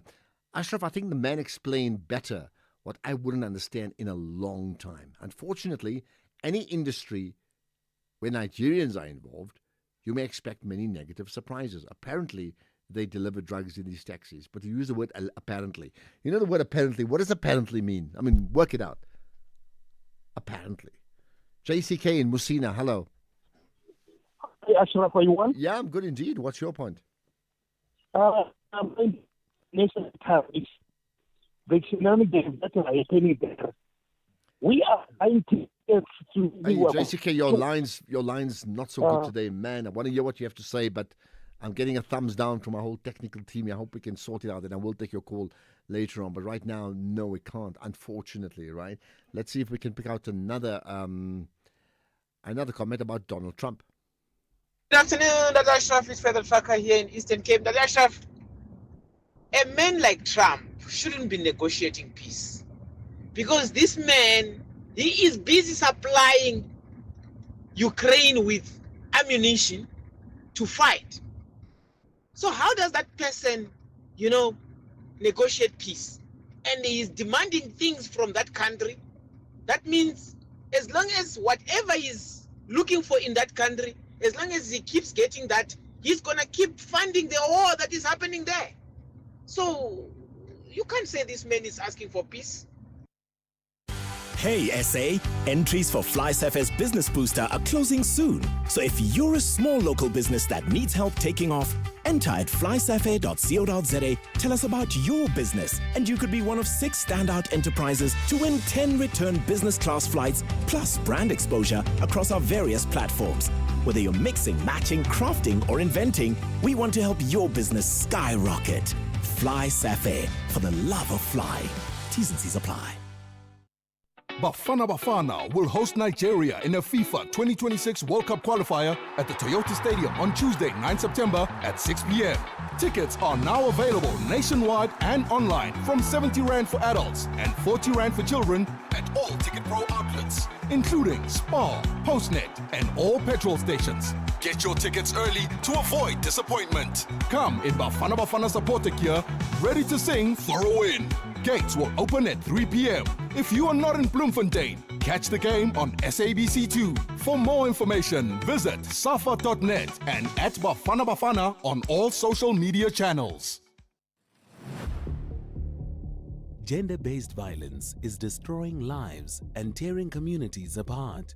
It happens in homes, in schools, at workplaces, and too often in silence. But it doesn't have to continue. If you see it, speak out. If you are hurting, reach out. Because doing nothing is not an option. Listen to all 19 SABC radio stations from Wednesday, the 23rd of July for hard talk, discussions, advice, dramas, educational shows and interviews around GBV with experts, survivors, lawmakers and a whole country affected by gender-based violence. All on your favorite SABC radio station. Call 0800 428 428 to report abuse or get help. GBV, it ends with you. This message is brought to you by the SABC. The National Pulse with Ashraf Garda. Well, you know, the Women's Month is very interesting because it entrenches the position of women in South African society. And for those who have now moved to positions of power, it entrenches their positions.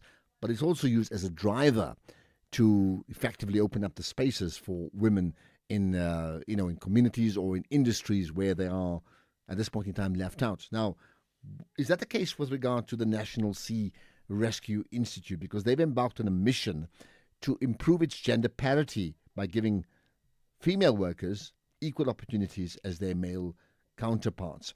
Let's find out more about it with Cheryl Gibson-Dix, crew member at the National Sea Rescue Institute. Cheryl, you are connected to the National Pulse. Hello.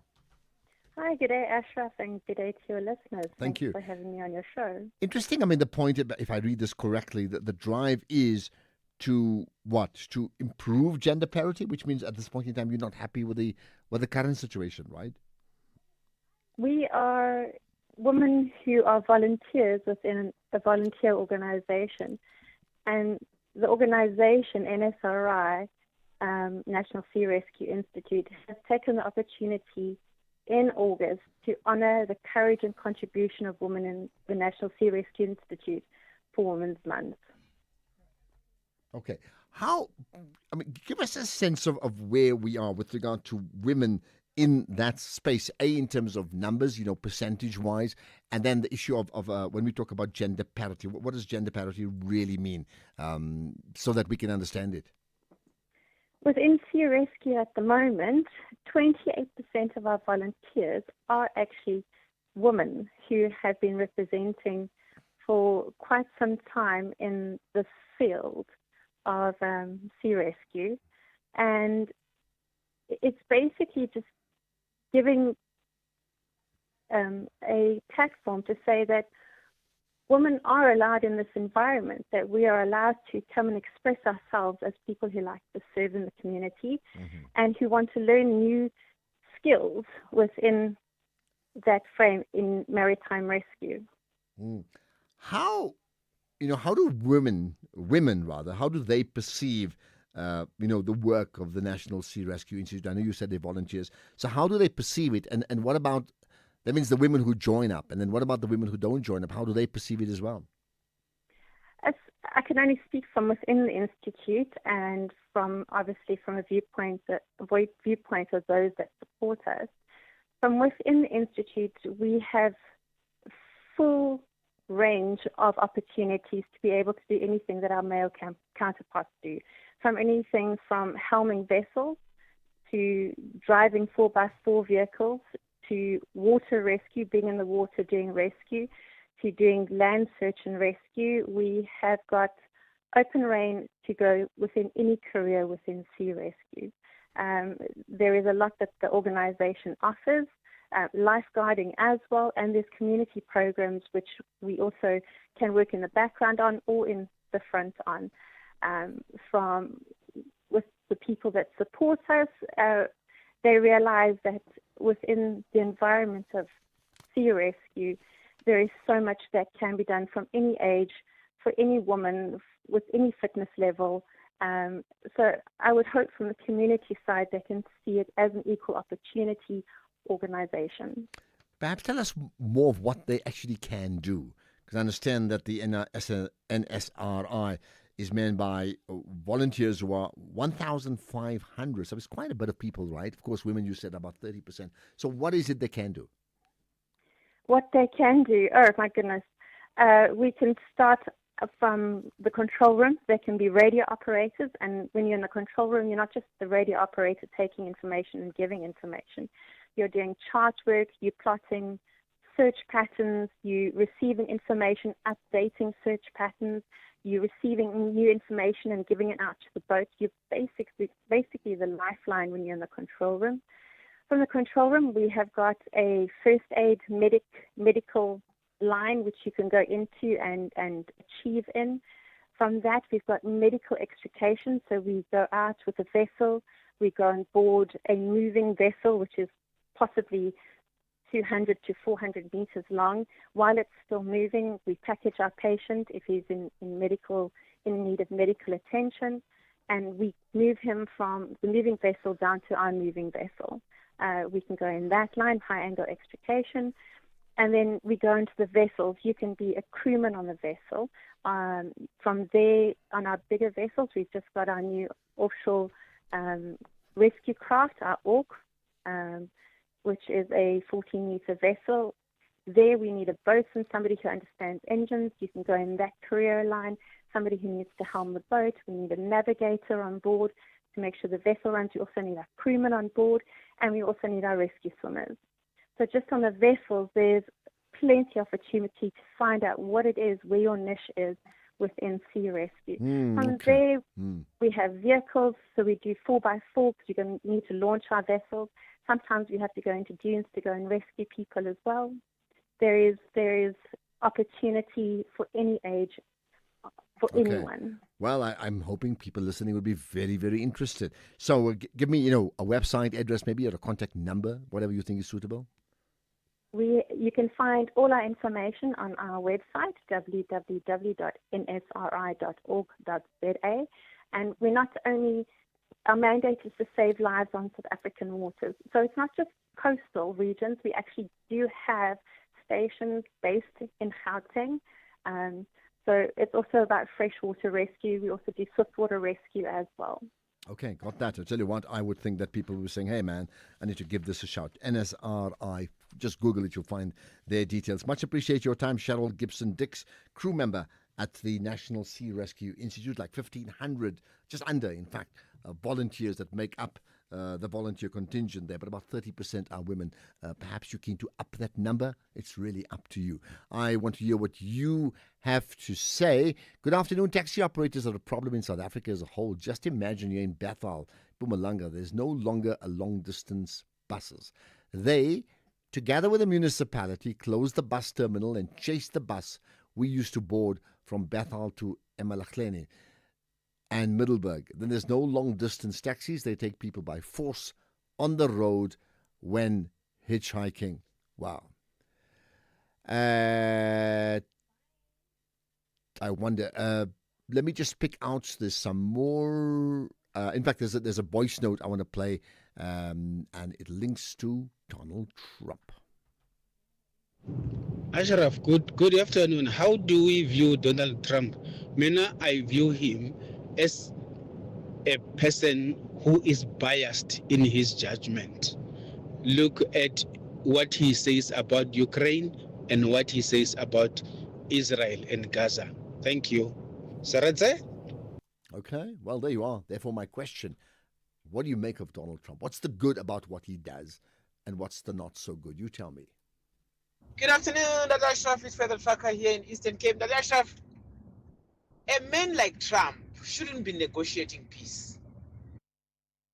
Good afternoon, Dr. Ashraf. It's Federal Faka here in Eastern Cape. Dr. Ashraf. All right, let me just pause on that one because for some reason that one did not delete. Maybe it's my fault. Let's see if we can get to some others. Here's another. Good afternoon, Ashraf. You know, in South Africa, we tend to look at things with emotions, especially the guy, I'm sorry to call the guy, the gentleman who has just talked now. He's always emotional. And Ashraf, I want to ask a question. Does it mean if you speak the truth about something else, you can breach the rule? Does that mean so? Because what I understand from the South Africans is that because they are telling the truth, then hands off them. But there are procedures, Ashraf. Thank you, Sarat. Oh, I hear that. Okay, interesting. In fact, we'll get a response from a reputation management expert to just comment about the goings on of the ANC and the impact it's had on brand ANC. What about the impact of brand Santaco? And the AC families now. Ashraf, you know what? This guy from Santaco, it's like you asking the gangster, the member of the gangster, that how's things in the gangster. He will never even say, yes, we were wrong or so on. He will just defend in that gangster. He's talking nonsense. We do have a cross-section of opinions. And you know what, just to get it right, if you have an opinion, doesn't mean you're biased or even like me or you. It means we have a position that we take based upon the information we receive. So like I've just heard that caller, well, that caller certainly has a view. Whether I agree is another conversation completely, but that's his position. 5 o'clock, here's Greg Host with his position. It's the news.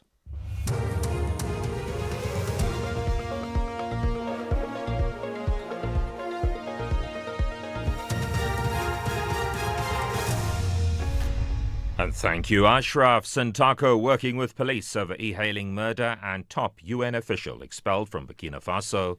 Good day to you. Taxi Council Santaco say they're working closely with police to ensure those responsible for the murder of an e-hailing driver are brought to book. He was gunned down and his vehicle set alight outside the Maponya Mall in Soweto last week. It's alleged that disgruntled taxi operators were behind the attack. No arrests have been made at this stage. Santaco's Midday Mali. I say to the people of Soweto and to all commuters and transport stakeholders in Gauteng, we hear your anger, we share your pain, and we commit to decisively take an action. Santaco Gauteng is working closely with the law enforcement and our internal structures to assist where possible in investigations and ensure that those responsible are brought to book. The inquiry into TRC cases, which will be chaired by retired Justice Isi Gampepe, will first embark on a pre-hearing meeting ahead of the main commission hearings. The pre-hearing is set to take place over the next 3 weeks. Justice Gampepe says the pre-hearing is meant to establish a program for the inquiry's work. The TRC cases inquiry will adopt a more sympathetic, engaging, and empowering approach, and as an important first step, the inquiry will bring together all interested persons and institutions to a pre-hearing meeting to agree on a program for the conduct of the inquiry's work and conclude on a timeline for all the procedural steps that are essential for the smooth running of the inquiry. Sentencing in the rape and murder case of 6-year-old Amantle Semane is expected to be handed down next month in the High Court in Johannesburg. A Mozambican national admitted to the kidnapping, rape and murder of the little girl. Her body was found at a shack the man was renting in Soweto. The state has proposed a life sentence for the murder, a life term for rape, and 5 years for kidnapping in contravention of the Immigration Act. The Garden Route SPCA in the Western Cape says it's concerned about the recent spate of incidents involving farm animals roaming on sections of the N2, which have caused several near-fatal accidents. Last week, a cow was hit by 2 vehicles near Mossel Bay. Community members then proceeded to slaughter the animal at the scene. Also last week, a horse was hit by a vehicle near George. Sherry Cook is from the SPCA. The roaming horse and cattle situation has already led to many serious accidents, some nearly fatal. And time and again, our inspectors are left to pick up the pieces. We're dealing with the aftermath and the suffering of both the animals and the people who are affected by these accidents. As the SPCA, we're only mandated to enforce the Animals Protection Act. We cannot enforce the bylaws or traffic regulations. This is why we have repeatedly called on the municipality, SANRAL, and local government to step in. Urgent coordinated action is needed to enforce these bylaws and to provide safe alternatives for owners, because without it, the danger will only continue to grow, and these animals and people will continue to suffer. Burkina Faso's military government expelled the UN's top official in the West African nation over a report about children caught up in the conflict. The official was declared persona non grata because of her role in drafting a report that came out in March. Covering a 2-year period, the report detailed more than 2,000 cases of reported child recruitment, killings, sexual violence and abuse.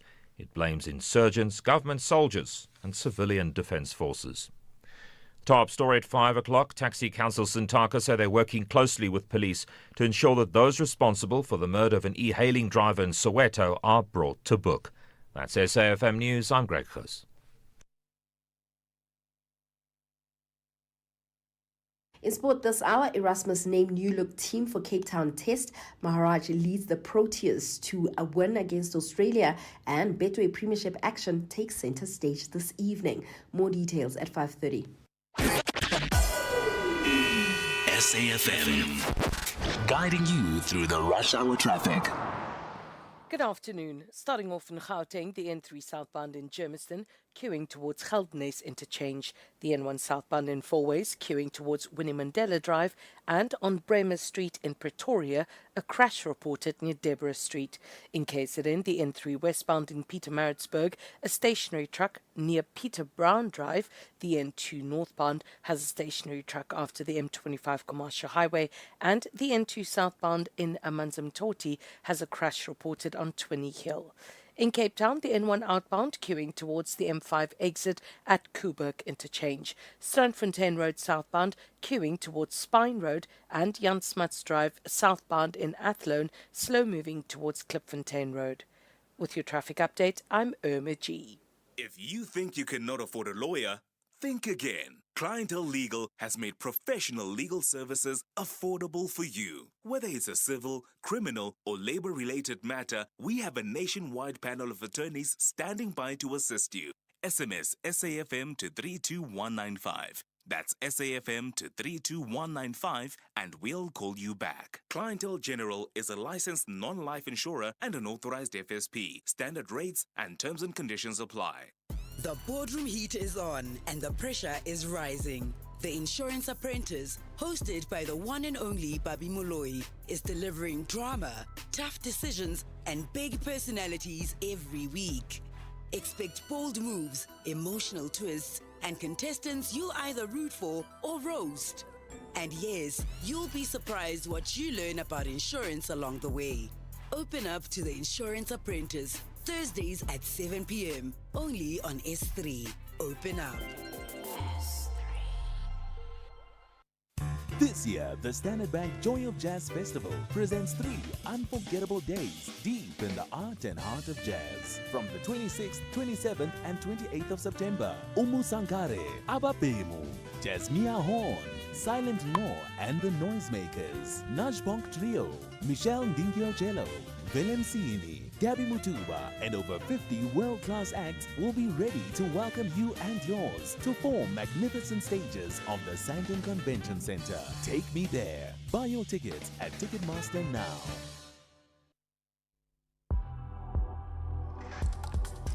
The National Pulse with Ashraf Garda on SAFM. You're listening to the National Pulse. Weekdays, 3 to 6 p.m. Right. In fact, here's an interesting thought from a person saying, Honorable Ashraf, sir, SAFM, people need to have more conversation. It's in broken English, but here's the essence of it, okay? People need to have more conversations listening from you. This time, I think from 5 up to 8 o'clock. I think it's better for patriotism people. Please think about it. Most people, they're back from work late. So are you suggesting we must extend the show till 8 o'clock at night so that people who listen late, okay, not a bad idea, but I want to go home. I want to have supper with my family and maybe go and play some paddle when I get a chance. I can't do that if I'm done after 9 o'clock. But listen, thanks for the support. Really much appreciated. Okay, I tell you what do you make of? Well, listen. First of all, the Donald Trump fact. What's the good thing about Donald Trump? What do you find in his qualities that you find like, hey, that's a thumbs up, and what's the thumbs down regarding Donald Trump? I'd love to hear from you.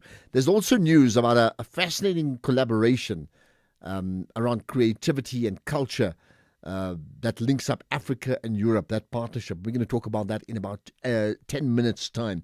But let's talk about the ANC for now. You know, we had this chat earlier on about the ANC and what it's doing regarding two significant members within the National Executive Committee. I'm talking about Malusi Gigaba and Senzo Mqunu, right? And they now facing a disciplinary hearing for utterances they've made, not just publicly because they made it publicly and against the ANC's protocols, but also the story goes that in fact the remarks effectively are disparaging to the ANC. I mean, that's me just paraphrasing. Now, what impact does this all have on the reputation of brand ANC? Tsepo Matseba is always with me, the MD of Reputation First. Tsepo, good to connect with you on the National Pulse. Good afternoon, Ashraf, and good afternoon to listeners. Right. Thanks for inviting me. So, I mean, there's not a day that goes by accepting that we must accept that the ANC would always be in the public spotlight. It is certainly the biggest party in the country, so understandably so, right? But it also means for all the good news they may get, they also get the bad news when things don't go right, okay? What about this case here, where two senior members of the party effectively hauled over the coals for public comments, number one, but also public comments that effectively, according to the ANC, undermines the ANC? Yeah, it was difficult to understand the purpose of the interview that Malusi Gigaba, for example, had, specifically his points around the government of national unity and the extent to which he would have preferred that the ANC not go into sort of a marriage or bed with the DA, and instead he made remarks that they would have done better with the EFF, for example. But he took it further when he spoke about the extent to which for this thing about the national dialogue was preemptive and that perhaps they should have waited. And that, for me, sounded like a clear contradiction on the position of the ANC, because we know that from an organization point of view, they do really have a policy that says that the spokesperson on national matters is the president, the secretary general, and the spokesperson of the party appointed by the National Executive Committee. So that, for me, sounded like really, really awkward for him to say that, and I began to get a sense that there is a silly season beginning, and that people are beginning to position themselves for roles and responsibilities. And then check Senzo Mqunu, given the challenges that he's facing being suspended as a Minister of Police, and for him to go and say, well, the ANC is in trouble. I thought perhaps some of what he said may have been lumped together with the Gigaba story, because many ANC leaders have in the past actually said the worst about the ANC towards elections or post-elections about its performance. And I don't think there were this level of consequences, because he actually is reflecting on the reality that the ANC is facing serious problems, and that the outcome, unless the party does some reforms, that it's likely to face serious challenges in the elections next year, and that if it doesn't show up, it's likely to dwindle. And that is a fact, and that is a truthful sort of reflection of the reality. So I wonder why he was linked to this whole debacle. But I thought Gigaba's views were very, very strong for a person who is senior in the... Okay, so to understand what you're saying there are rules, there are clear demarcations in terms of who can speak, which I can understand that. I mean, to be ridiculous about it, can you imagine a rugby team like the Springboks play against Australia as they did lose last week, and a player decides, well, I'm not going to let Rassie talk, I'm going to say what I want. So there has to be rules of engagement in terms of who can talk. And would you agree they've fallen foul of that? Both of them? Oh, yes, absolutely. Even though one is seems a bit more extreme, it looks like he took a very, very firm decision to say what he wants to say, and he was speaking as if he's the president of the party, or at least that he was sanctioned And they seem to say to the voter population and to members of the ANC that you can actually speak on any of these things regionally, nationally, because you know from their protocol, their communication protocol, regional leaders deal with regional matters, local leaders deal with local matters. But on a national level, it is very specific who gets to speak, and the rest of the members of the NEC and others can speak, provided that they are mandated by the Secretary So General's at that office. time, they need to be requested or mandated and say, now you can talk. It's not a whenever you feel like it. But is there a difference? I mean, did they come across then as speaking on behalf of the ANC or in expressing their own opinion? I mean, is there a blurring of the lines between an ANC, NEC member who can say, I'm speaking about the ANC in my personal capacity? Yeah, the difficulty with organizations is that you can't actually say that I'm now online and I'm offline. So I'm speaking in my, especially if you're in a leadership position. It's quite another for an ANC member to say, as a member, ordinary member, as a member of the ANC, I hold the following views. And that's a different thing. And it doesn't mean that having rules and protocols erodes freedom of expression and freedom of speech. It's just that when you subscribe to a particular organization and you say, I'm signing to this code of conduct or its constitution, you've got to toe the line and work within the framework of the organization itself. So I think they are degrading and undermining their own organization, and reputationally it sends a wrong signal. It means that you are opening a can of worms for different leaders, both across different structures, youth league, women's league, provincial, national, to speak and address the media as and when they want. It is similar to what we've seen, and you can draw a comparison here, where a police commissioner calls a press conference, deputy police or police commissioner, provincial police commissioner calls a press conference to address national matters. That for me, it speaks to the same type of principle. So it says that the ANC is in trouble. For me, the summary is that the ANC is in trouble, and unless it reins in its own leaders in terms of communication, because you're going to have a serious problem when the president of the ANC says national dialogue is very, very important. The Secretary General says the same, and then a member of parliament within the ANC says, oh, well, no, you are being preemptive. By the way, I also think Beg is right, former president is right, and so on and so on. And those are the problems, since they're creating a really Christmas tree of communication. In communication, consistency is very, very important. Okay. What then about the response of the ANC? So one is what they said, and then the content of what they said.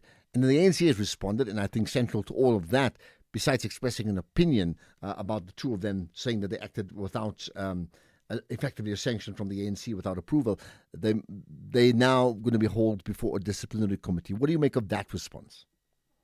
Yeah, I mean, look, that response is warranted, but it also sounds like a bit of noise, and because one would have expected that the conversations happened, behind the scenes before, because it is about trust, and trying to address a complex matter like this only in public through a statement tells us that there are deep divisions within the ANC, and that they are not willing to talk to each other. So instead of dealing with issues directly and just picking up the phone and having a conversation to discuss discipline issues, says that the authority of the party is weakened, and therefore they are going to take each other on publicly. It really dilutes the party's ability to present a clear and united vision to the public and to the voter population. It's a serious problem. Yeah. It's a crisis of communication failures and a pattern that happens consistently. All right, here's the last thing, and I'm reading from the ANC statement, right? Because, again, in your case, words matter because they impact the reputation. So this is, of course, issued by the ANC spokesperson, Mahlengwi Bengu, right, saying, these comrades are casting aspersions on the character and unity of the ANC, portraying the organization as divided, incoherent, and collapsing. These actions serves only the strategic agenda of counter-revolution and weakens the people's confidence in their movement. No disciplined comrade would, out of their own volition, make statements that embolden forces that have long sought to reverse the gains of our revolution.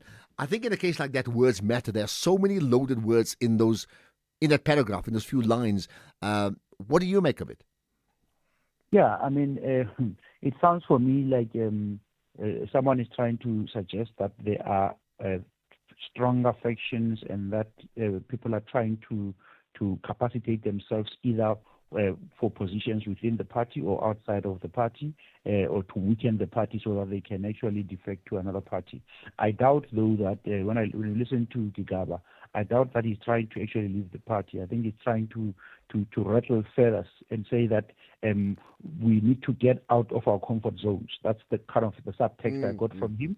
And then I think Senzong Chunu really announced, and perhaps preemptively, but he's actually reflecting on the reality that the ANC is facing, which is a dwindling support. And unless they deal with the reputation repair through communication backed by tangible improvements in quality of governance instead of spin, they'll always make this noise about counter-revolutionary and so on without actually solving the core problem, which is the fact that the ANC has difficulties to attract voters and it has lost trust. All right. Trust. And that's where we shall leave it. Appreciate your time, Tsepo Matseba, the MD of Reputation First. And all of this in the context of the question we've been asking, that who, if you look at the next, say, the 5 years, who would you see as the big five of the ANC that will lead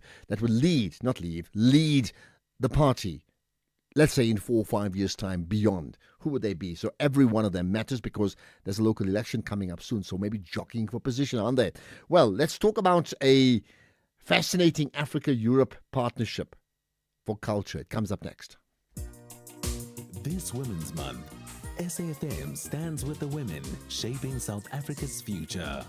Under the theme, Building Resilient Economies for All. We honor the pioneers, the problem solvers, and the everyday heroes driving change. Stay tuned as SAFM brings you powerful stories and meaningful conversations that move us. SAFM, celebrating women, celebrating progress. SAFM, leading the conversations that move us.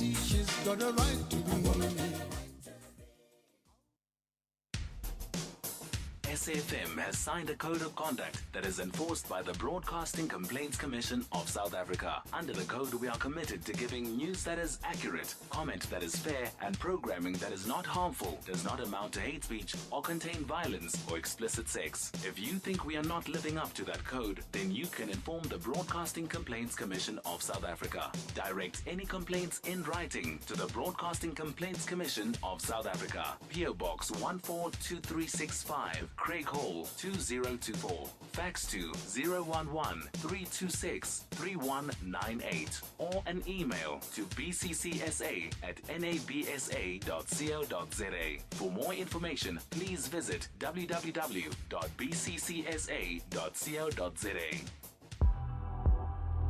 X at SAFM Radio and at Ashraf Garda. Here's comments. Ashraf, the one good thing about Donald Trump is that he's got an easy to remember name. Interesting thought indeed. Right, let's talk about perhaps an easy to remember title here, the Africa-Europe Partnerships for Culture.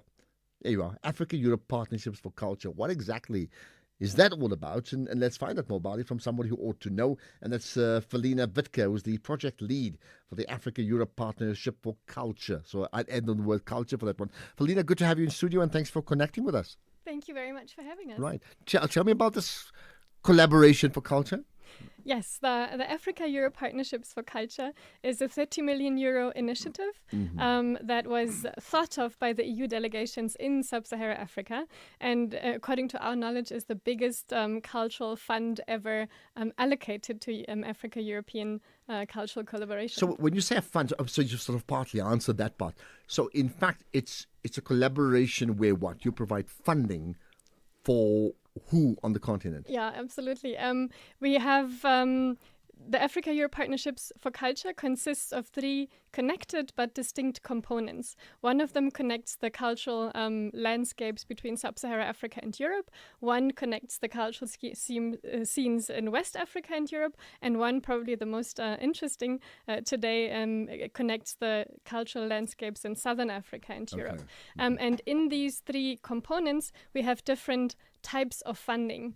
That would be mobility grants, for example, for artists to go present their work at festivals all over the continent, co-creation grants for arts collectives to develop a product together, visual arts, performing arts, but also structural funds and research funds for spaces of arts and culture. Okay, so the part, I mean, that's an important part. It's arts and culture. So when we think about the Department of Sports, Arts and Culture in our country, we kick out the word sport, it's arts and culture. That's the type of people that you're targeting, right? This is the people, individuals, but also organizations. We currently have a call open for heritage organizations because we're looking to dissolve funds for heritage narratives in Southern Africa. For us, that's 6 Southern African countries: South Africa, Botswana, Zimbabwe, Zimbabwe, Lesotho, Eswatini. All the Southern African or SADC countries, exactly, anyway. Yeah. Interesting. I just had a chat with someone this morning and said, I need to get into some heritage project and I don't know which way to go because obviously funding is an issue. So when we say funding, what type of funding? I mean, give us an idea of the value. The value, how much, that really depends on the call itself. Mobility grants are up to 4,000 euros. That means one artist one artist from South Africa gets to present their piece of music at a festival in West Africa. If we're speaking about the heritage narrative clusters, that's a funding of up to 55,000 euros for up to 12 months, where they are supposed to lead heritage narrative clusters, where they develop a narrative and then have it interpreted by artists in different media, in film and documentary and music and performing arts, to show and share and disseminate the narrative beyond the locality that it is developed in Southern Africa, but also in Africa and Europe. Why is all this important? I think that's a very good question. Obviously, why is this important? Because I strongly believe, and I hope my team believes it as well, that arts and culture play a role in identity building, in community building, but also in connection. I believe that arts and culture creates a safe space of interaction, of exchange, and I believe that is particularly relevant and necessary in Africa-Europe collaborations, where we must go beyond assumptions, beyond words, but find other ways of communicating through dance, through music, through visual arts, to find connections rather than separation. And from a European perspective, to what extent is this collaboration beyond funding? Is it funding, but also let's call it scripting the narrative too? As I said, the initiative came from the EU delegations in Sub-Saharan Africa. So the framework of the program is not determined or dominated by European ideas, but from ideas from the continent. So for us, it is very important to not only think about the products that we want to disseminate, but also about the narrative of cultural collaboration. We would like to question mutual partnerships. We would like to promote mutual learning. We would like to negotiate what is a partnership that actually deserves that meaning. How, in terms of the state of this collaboration right now, I mean, how would you evaluate it currently? The state, can you... In terms of Europe, Asia, Europe, Africa, in terms of cultural collaboration, what would you say would be the state of this collaboration, right? That means the current status, let's put it that way. The current status... I think the visibility of the complexity and the diversity of African arts and culture has to be increased. There needs to be visibility of what is happening. But not only, I would like to say, between Africa and Europe. Very often we speak to artists from Cameroon and they say, I know very well what's happening in France. I know what's happening in New York, but I don't know what's happening in Zambia. So we would like to create this intra-African connection so that Africa understands itself and then communicates with Europe, and not always this Europe-Africa And when did this start? Is this like brand new, or is this has been going on for a while? This is brand new, I want to say. We just launched our first call for the heritage organizations 2 weeks ago.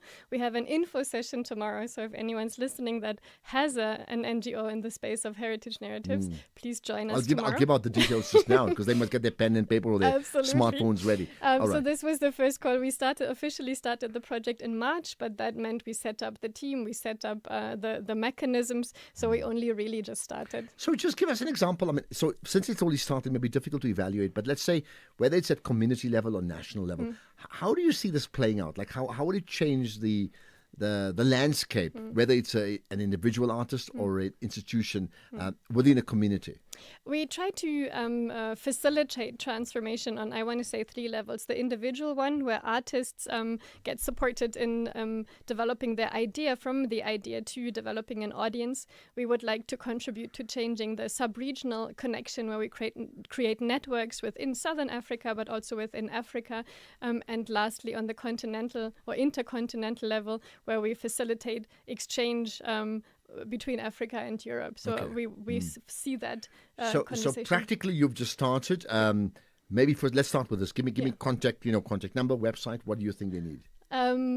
We are running the program in the name of the Goethe Institute Johannesburg. So I think the easiest would be to Google Goethe Institute Johannesburg. And everybody knows it. GOETHE.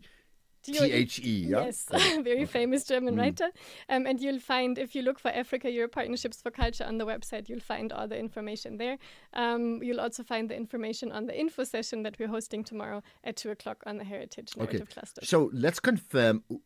And when is the deadline for this? 10 September. So we've got just about 2 weeks, just over 2 weeks, right? Yeah.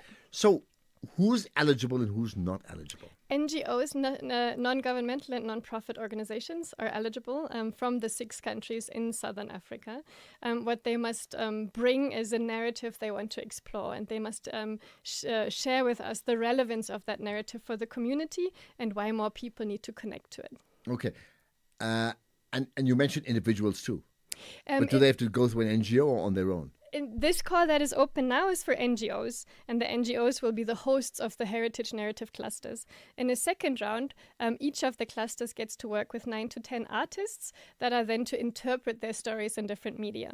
So that is the individual call that is coming out in a couple of weeks. I'm thinking about many people making notes now, and they're about to say, I need to actually connect. Well, I think they absolutely need to, right? Just as we wrap up now, is there anything else that you'd like to, that you feel you need to get off your chest on this issue? Tell us why it's that important.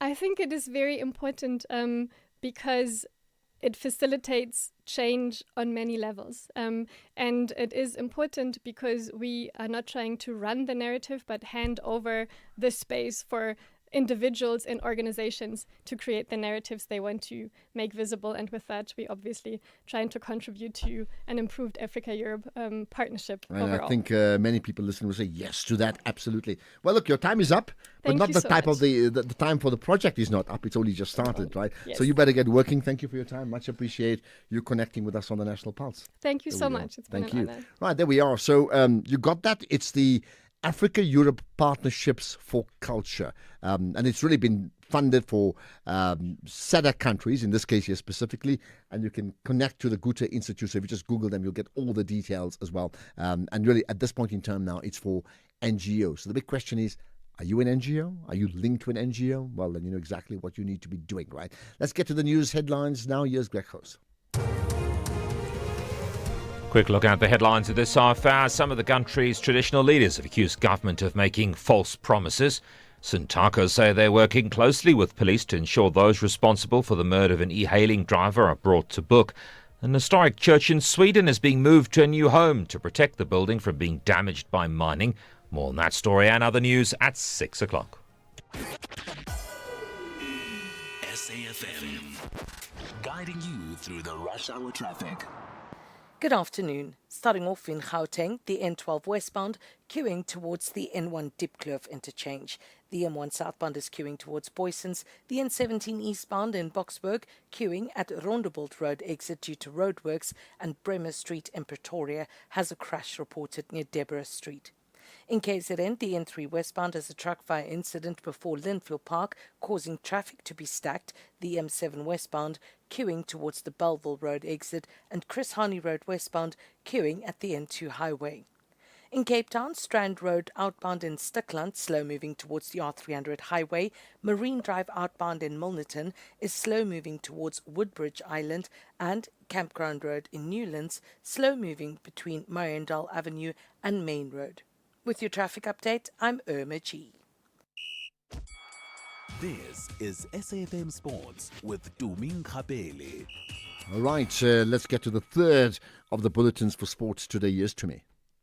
Let's start things off with rugby this hour, where Springbok coach Rassie Erasmus has named a team with 10 changes to the starting 15 for their second Castle Lager Rugby Championship match against Australia in Cape Town on Saturday. With Jesse Creel leading the side for the second time in a test, there's returns for Cheslin Colby, Damian Dialendi, and box-centurion Willie Leroux. Powerful prop Oxen Che will serve as Creel's vice-captain for the first time in his international career, which dates back to 2018 when he made his Springbok debut against Wales in Washington, D.C. Now, only 5 players in the starting 15 retained their places from the team's 38-22 defeat against the Wallabies in Johannesburg last week, while a total of 13 players were involved in the encounter at Ellis Park. Meanwhile, in cricket, a great display of spin bowling from Keshef Maharaj led South Africa to a 98-run win in the first of the 3 one-day internationals against Australia. Maharaj ripped through Australia's top and middle order, claiming 5 wickets in 26 balls to reduce the home side from 60 for 1 to 89 for 6 in response to South Africa's total of 296 for 8 after being asked to bat first. Now, Maharaj finished with a career best of 5 for 33 as the home side staggered to 198 all out, with only captain Mitch Marsh offering significant fight, with 88 adding 71 for the 6th wicket with Ben Dwarshuis. Then in football, Bafana acting coach Molefi Ntseki says that he had enough in his arsenal to go all the way and lift the 2024 African Nations Championship trophy. This is despite their early exit at the hands of co-host Uganda. Now, with the 2025-26 Premier Soccer League season fully underway at the time of the tournament kicking off, South Africa were forced to take a squad largely made up of free agents.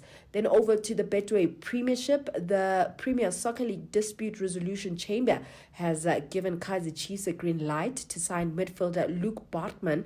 This is after declaring him a free agent. Now, Spurs argued that Bartman still had a binding contract despite a clause stating that he could leave if the club was relegated. Now, Amakosi received similar clearance just 10 days ago to sign a former Cape Town Spurs captain Asenele Velebai, whose legal team fought to secure his release. Well, Amakosi are in action tonight, and they're hoping to carry on with winning ways. They host Richards Bay, which is yet to register their first win of the season. Also in action today, Albert College will face Kukuni United, Golden Arrows away to Durban City, Chipa United host TS Galaxy, and Polokwane City travel to Siwelele. Then in athletics, the fastest man in the 100-meter this year, Kishane Thompson, will miss the Diamond League meet tomorrow with a shin injury. The Jamaican sprinter has been suffering from shin discomfort since beating Olympic champion Noah Lyles last weekend in Poland. Thompson timed a joint meet record of 9.8 seconds for victory, while Lyles was second in 1990 seconds. And from a South African point of view, I know that Akani Simbini will also be lining up over there. Then finally, in motorsport, Oscar Piastri will have a grandstand named after him at the Australian Grand Prix from next year. Now, the Piastri grandstand will sit opposite the pit lane at the Albert Park circuit in Melbourne, the home race of the 24-year-old, and he joins the likes of Daniel Ricciardo and Mark Webber, amongst others, with stands at Albert. With that said, it is a wrap from my side. Thanks for that, Tumi. And of course, as always, we will connect with Tumi again. We do it all again tomorrow. The Morning Brief. I don't even know what's theirs to say, what's left to say in terms of analyzing this situation, this unemployment crisis that we face. To the Sizwe, we need a revolution, not a national dialogue. The DA came up with an idiotic so-called plan to address unemployment. Can South Africans ask the DA, if we get rid of BE and we get rid of employment equity, how the hell are people going to create jobs in an economy that hasn't grown? I can't understand why this government finds it so difficult for so long to create jobs. That's Duma Qubule, the independent economist. Tulasizwe Simelane on The Morning Brief. Find the podcast at safm.co.za. Gender-based violence is destroying lives and tearing communities apart. It happens in homes, in schools, at workplaces, and too often in silence. But it doesn't have to continue. If you see it, speak out. If you are hurting, reach out. Because doing nothing is not an option. Listen to all 19 SABC radio stations from Wednesday, the 23rd of July for hard talk, discussions, advice, dramas, educational shows, and interviews around GBV with experts, survivors, lawmakers, and a whole country affected by gender-based violence. All on your favorite SABC radio station. Call 0800 428 428 to report abuse or get help. GBV, it ends with you. This message is brought to you by the SABC. Economic news on SAFM. Facts and figures you can count on. Right, Jimmy, you're getting ready for your show, 6 to 7, the SAFM market update. And to set the scene, I see you have an interesting take on emerging markets.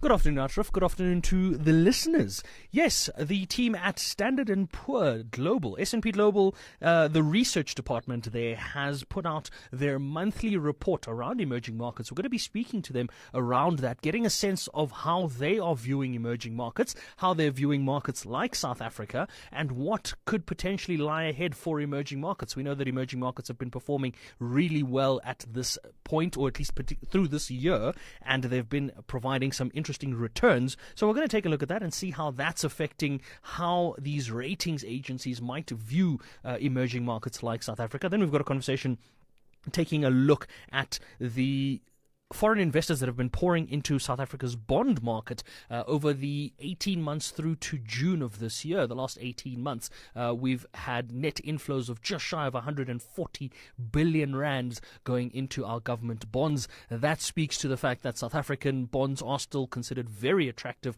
from a returns perspective, at least in the international markets. And then we're going to take a look at the Mango story. We've covered this before. We spoke to the business rescue practitioner responsible for Mango a couple of months ago around the fact that they had finalized a deal. The deal had at the time involved mainly just the brand of Mango and not too many assets attached to it, and the business was eventually going to come out of business rescue. It seems as though that's all but fallen apart. So we're going to get the business rescue practitioner back on the line to chat about that and see where we go from here, and look at what Mango not coming back does for the local airspace, or rather for the local airline industry, and what it means for pricing. Of course, we know that the more airlines we have, the cheaper pricing gets. And then we've got a conversation with the team at Momentum Wealth, taking a look at golden rules of annuities, all sorts of annuities, living annuities, life annuities, guaranteed annuities, some of the golden rules of thumb around each of these annuities and how to make sense of them. And then because it's Tuesday, we've got a property feature. We're going to be taking a look at how to find the right real estate agent, whether you're buying a property or selling one. Before we get to those conversations, markets have had a rather interesting day. The Bitcoin price has come down quite a bit, still above 2 million rand, but ever so slightly. Currently, in rand terms, I think we're about 2,009,000 rand. In dollar terms, that's about 113,000 or 114,000 US dollars a Bitcoin. Quite a way away from the 120,000 that we were at recently, but still well above $100,000 there. Local markets managed to somehow eke out some gains. It was a bad day for commodity prices.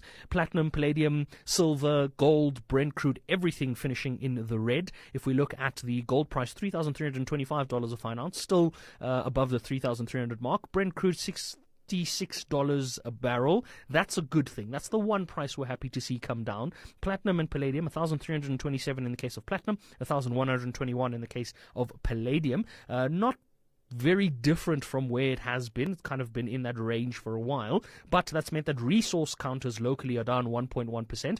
Industrials were up 0.4% and financials up 0.3%, and that's why we managed to get 5 basis points close to the upside on the JSE All Share. But the top 40 was down 5 basis points. If we look at the rand before we go, 17 rand 66 is what $1 will set you back. €1, 20 rand 59 cents. 1 British pound, 23 rand 83, and 1 Australian dollar, 11 rand and 40 cents. Quick look at international markets. US markets are in the red at the moment in the case of the Nasdaq and the S&P. The Nasdaq was down more than 1% just before 5 o'clock, so that's obviously going to be trading into the evening. If we look at the Dow Jones, that was in the green. European markets were all in the green. Surprise, surprise there. The CAC 40 was up, the biggest gainer there, 1.3% up. All of the Asian markets were in the red in early trade this morning. The ASX in Sydney, the biggest loser there, down 0.7 points. I have the head of Africa at Scope Prime, Gerabile Nonyana, joining me on markets later this evening. We're going to take a look at this. We're also going to take a look at BHP Group. They gave us an update on their performance, and we're going to see how they fared. But of course, these conversations come up after the 6 p.m. news. For now, Ashraf, back to you. Okay, got that. 6 p.m. You've got, just over 15 minutes to get going with the SFM market update. Thanks for that, Jimmy. It does mean you listening in, whether you're in Pretoria, as we've discussed earlier on, or Soweto, as we've also mentioned with the Maponya Mall, or could well be in Gqeberha. Well, you have got 15 minutes to talk to me on the pulse. Kathy Motlatlana on SAFM. Aya, let me start with you because you are currently in Gaza and I guess you're seeing and experiencing firsthand. Each day begins with a battle of uncertainty, a battle of searching for food. Will we find food? Will we find water? Will we survive the next airstrike? So here, everything is a battle of survival. People walk for hours just to fetch a small amount of unclean water. There is no running water in most places. Families here are forced to cook, if they have anything to cook, over wood, plastic or trash or something like that, because no cooking gas here is no longer available. Children collect anything to burn. Aya El Mashharawi, who's an academic lecturer in the Gaza Strip. If you're ready to talk, I'm here to listen and nothing is off the agenda.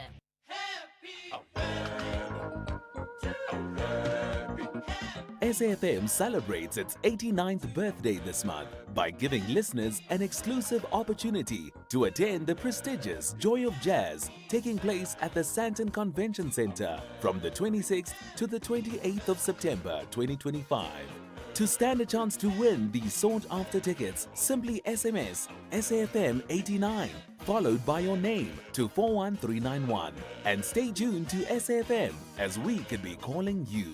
SAFM is the official media partner for the Dipala stage at the Standard Bank Joy of Jazz. Entries open from the 7th of August and close on the 31st of August 2025. Winners will be randomly selected and called from the 1st of September 2025.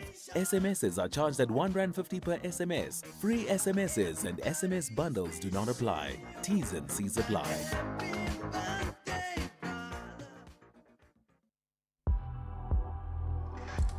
The National Pulse with Ashraf Garda.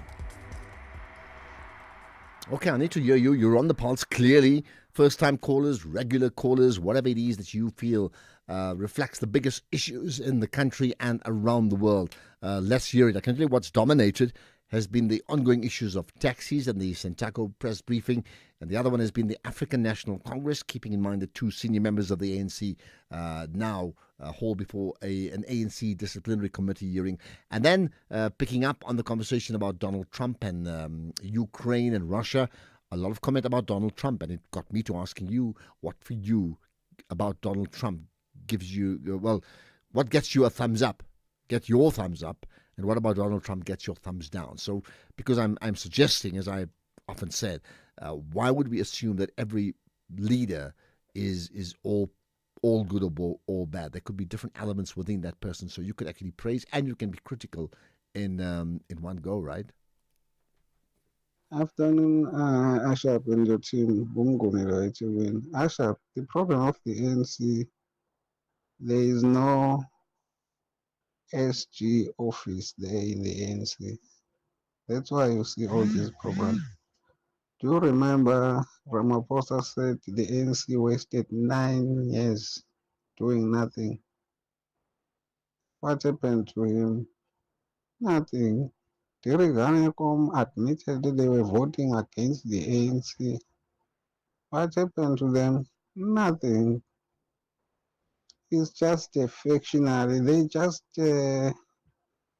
add sense of Mkhulu. In fact, Mbalula was wanting Malusi Kikawa because he showed some ambition of becoming a president of the ANC. Nothing else. Thanks, Ashab. I'll tell you something. Nobody says nothing like you. I promise you. Like you said it 4 times. Like nothing. It's like a beautiful way to say like nothing. You certainly got me thinking there. I tell you. With regards to the ANC, NEC leaders that were, making unnecessary utterances on the public platform, and specifically to Senzo Mchunu, Senzo Mchunu has no shame to his face, ne? At a time like this, it's very critical for him to just lay low and be quiet. Just lay low. That's all he needed to do. He's enjoying the salary. He's on leave. Lay low. Why doing all this talking? For what? Then you're here in Bryanston. Okay. Well, you see, who advises people? But I mean, as you may have heard earlier on from my guest that we had after 5, saying that maybe they're all jockeying for positions. There's a stated position that they want to put out there, even if they get suspended, because it actually raises their profile, even in the suspension. Just think about it. Ashwad, +1 here. To the lady who just spoke now about cleaning there. Yeah, no? Talk about privilege. I hope that those, what did she refer to them as, gardeners?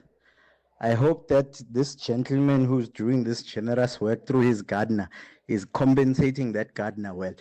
Yes, and all this goes for all the other gardeners that are being used now by this project. I hope they are being well compensated for this work that they are now doing extra from the scope of work they are hired to do. But how do you know it's all extra? I mean, I'm just thinking about it. Maybe she said it. Did I miss something? The issue of the children of Ukraine. Okay, something's gone wrong there. All right, let's just sort it out on that side. There's just a technical issue. Let me remind you, we've got a few minutes more to go. We'll pick up on your thoughts. Let me tell you a funny story. I did a long time ago, I did an advert for Yellow Pages. Do they still exist, by the way? Anyway, I was a doctor in this advert. And after a few days, I just lighted on TV, and I bumped into a person in the area close to where I lived. And he's like, you know what? I always thought you were a doctor. I never knew, but you just came across as this doctor. And now I know it for sure, because in this advert, of course, I was playing the part of a doctor with a white jacket. Rest assured, I felt so uncomfortable being portrayed as somebody else. That was the last time I ever did that. But did that ever happen to you where just on the basis of how you looked, people perceived you as in that occupation? So I was the doctor. That is my grandfather's wish, not mine. Never got there. The closest I got there was to acting him out in an advert, and that's it. So I wonder, what about you? Evening, Ashraf. I can't wait for the day when we shall have an assertive and willing government that can decisively deal with the lawlessness within the taxi industry. It is interesting that they have all sorts of excuses why they cannot work with the e-hailing people. But we are forced to travel on vehicles that do not have licenses, vehicles that are not roadworthy, drivers that do not have driver's licenses, and of course, to jump into that coffin, which is meant to be a taxi to take you from point A to point B. They do as they want. Neither do the police are able to deal with them. I hate those people. Sure. They do what they want. I hate those people. Strong words. I must say one thing I always felt, those taxis have those stickers at the back that says, this taxi stops anywhere, anytime, something like that. I always wondered, this is like 20 years old, right? I've always wondered, how is that allowed? Just to even state that as a fact, because this taxi stops anywhere, anytime. Effectively says we are willing to break the law. We'll stop anywhere. And I know it's only a sticker, but it's an affirmation, isn't it? I always wondered about it. Good afternoon, sir. I just want to comment on e-hailing and taxi drivers. I think what is required regarding the taxi industry is education and also on how to market their business. Not even a single day Kentucky fought with TS, but Kentucky knows how to mix its spices in order to attract its customers, same as TS. That's it. Education, education, education. How to market your business. Okay, got that. And so what Temba, my producer, just reminded me that, yes, the lady that we spoke to regarding cleaning up the Midrand area did say the gardeners will be doing extra work. So that caller who said, I hope they're getting paid for the extra work, well, you're right. Sort of missed me, but you're absolutely right. So thanks for bringing it up. Here's another. Evening, Ashraf. There's nothing to admire about an individual who's pompous, megalomaniac, and toxic like Trump. Absolutely nothing. Coming from Vic in Pretoria. Right. Here's another about Trump. Hi, Trump. I just want to comment about Trump, how I view him. Instead of bashing him, we should be positive about the peace talks that he's been initiating with Russia and Ukraine, and so vocal about the peace and security of DRC. So we should give him a chance. Yeah, probably something positive will come up from his administration. Well, that's something positive would be. What do you feel about Donald Trump's policy regarding South Africa? Something bad's happening in that country. What do you feel about his position regarding Israel-Palestine, where there's been talks to broker peace, but at the same time, arms are being provided to Israel and they're being supported? What do you think about that? Here's another. Donald Trump, if the good thing about him is if he was pushing for good things to happen throughout the country, he would get it right. His resilience in whatever that he does, especially when things that we all negative, we see negativity around him. But if it was doing good things that connect, brings unite the world, he would succeed by all means. Thank you. But the question is, if he succeeds in uniting the world now, how far is he down that line? And I'm not talking about one region, all regions. Can he succeed in reuniting what he called the Afrikaners in South Africa? Just think about it. Hello, Ashraf. Ashraf. What I find fascinating and admirable by Donald Trump is decision making. Thought process invoking. He challenges and he gets responses. That's for me is leadership. What I hate about him is he doesn't engage very well. He likes to be on his way or nothing else. That's the only downside of things. Well, how do you say it's the only downside? I think the first part is right, and I've said so. I think he's very decisive. He's very decisive. He makes things happen very, very quickly. You wish we did the same thing. Now, the question is, and I've said so before, it doesn't mean if he's decisive that he's right in what he's decisive about. Okay, and you just made the point. He likes to talk only about getting his own way now. How can that be leadership then? Ashraf, JJ, and Space Freight. Donald Trump has no sympathy, no heart. You can see what was happening in the COVID, during COVID. He's letting people die. Now he's planning to get a peace prize by letting Palestinians die. Okay, you've made your point to see. Look, Man reminding us as well to say, yes, Ashraf, the council did repeat about using the gardeners, for that, for the cleanup, right? Here's one about the cops. What, Ashraf? The police and the JMPD working with the Sandago to solve the murder at Maponya. It's a futile exercise. We know almost the JMPDs and the police are working with the taxi bosses. We know this in the underground here. Their cars, some of them, if they are wrong, they can't be stopped in the road because they are under the payment of the taxi bosses. So they must not fool us as South Africans. Case in Kagiso. Okay, got that. And there's more. Let me try and get in a few more. There's another one about the African National Congress. Good afternoon, Bishop Makwana from Leboa Zone F. I hear you, you've been ballooning about censored animals. Look, these people are deliberately doing this. They have realized that they're the ones whom Mukhwana has been pointing out and they're guilty. Now, they want ANC to do something to them so that they can reclaim and say they are taking us to DC, then create a faction so that they could contest for the presidency. That's what they're doing. There is nothing here. They know they will not be expelled, but they will be able to contest. Okay, you've worked it all out, right? You've got the entire strategy worked out. Hi, Ashraf. It's Rowan here in Pretoria. Regarding Donald Trump, it's very hard to take anybody seriously when they consider themselves a peacemaker while they are bankrolling murder of people in Palestine.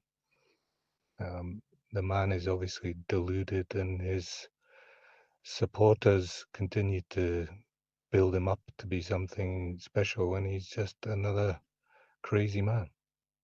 Okay, just another crazy man. How many crazy men are there, if that's what you're saying? Let me just end with another one on Donald Trump.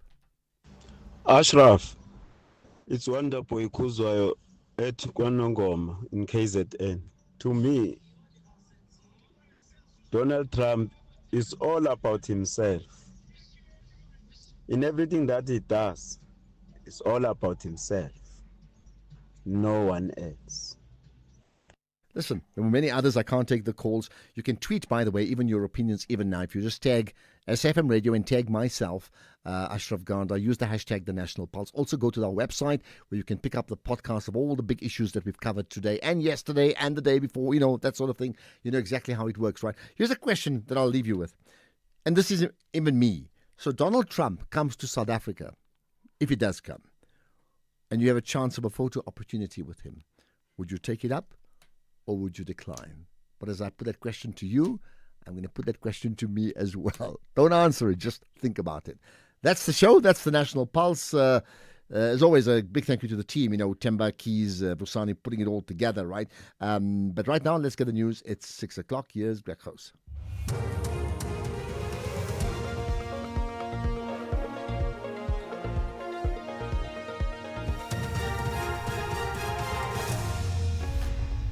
Thank you again, Ashraf. In this news update, threats of an election boycott and Sintaka working with police over e-hailing murder. Good evening. Some of the country's traditional leaders have accused government of making false promises and are now threatening to boycott the local government elections next year if their issues continue to be ignored. This came out at Nembiza of the National House of Traditional and Khoisan leaders in Boksburg, east of Johannesburg. The president of Contra Lesser, Jose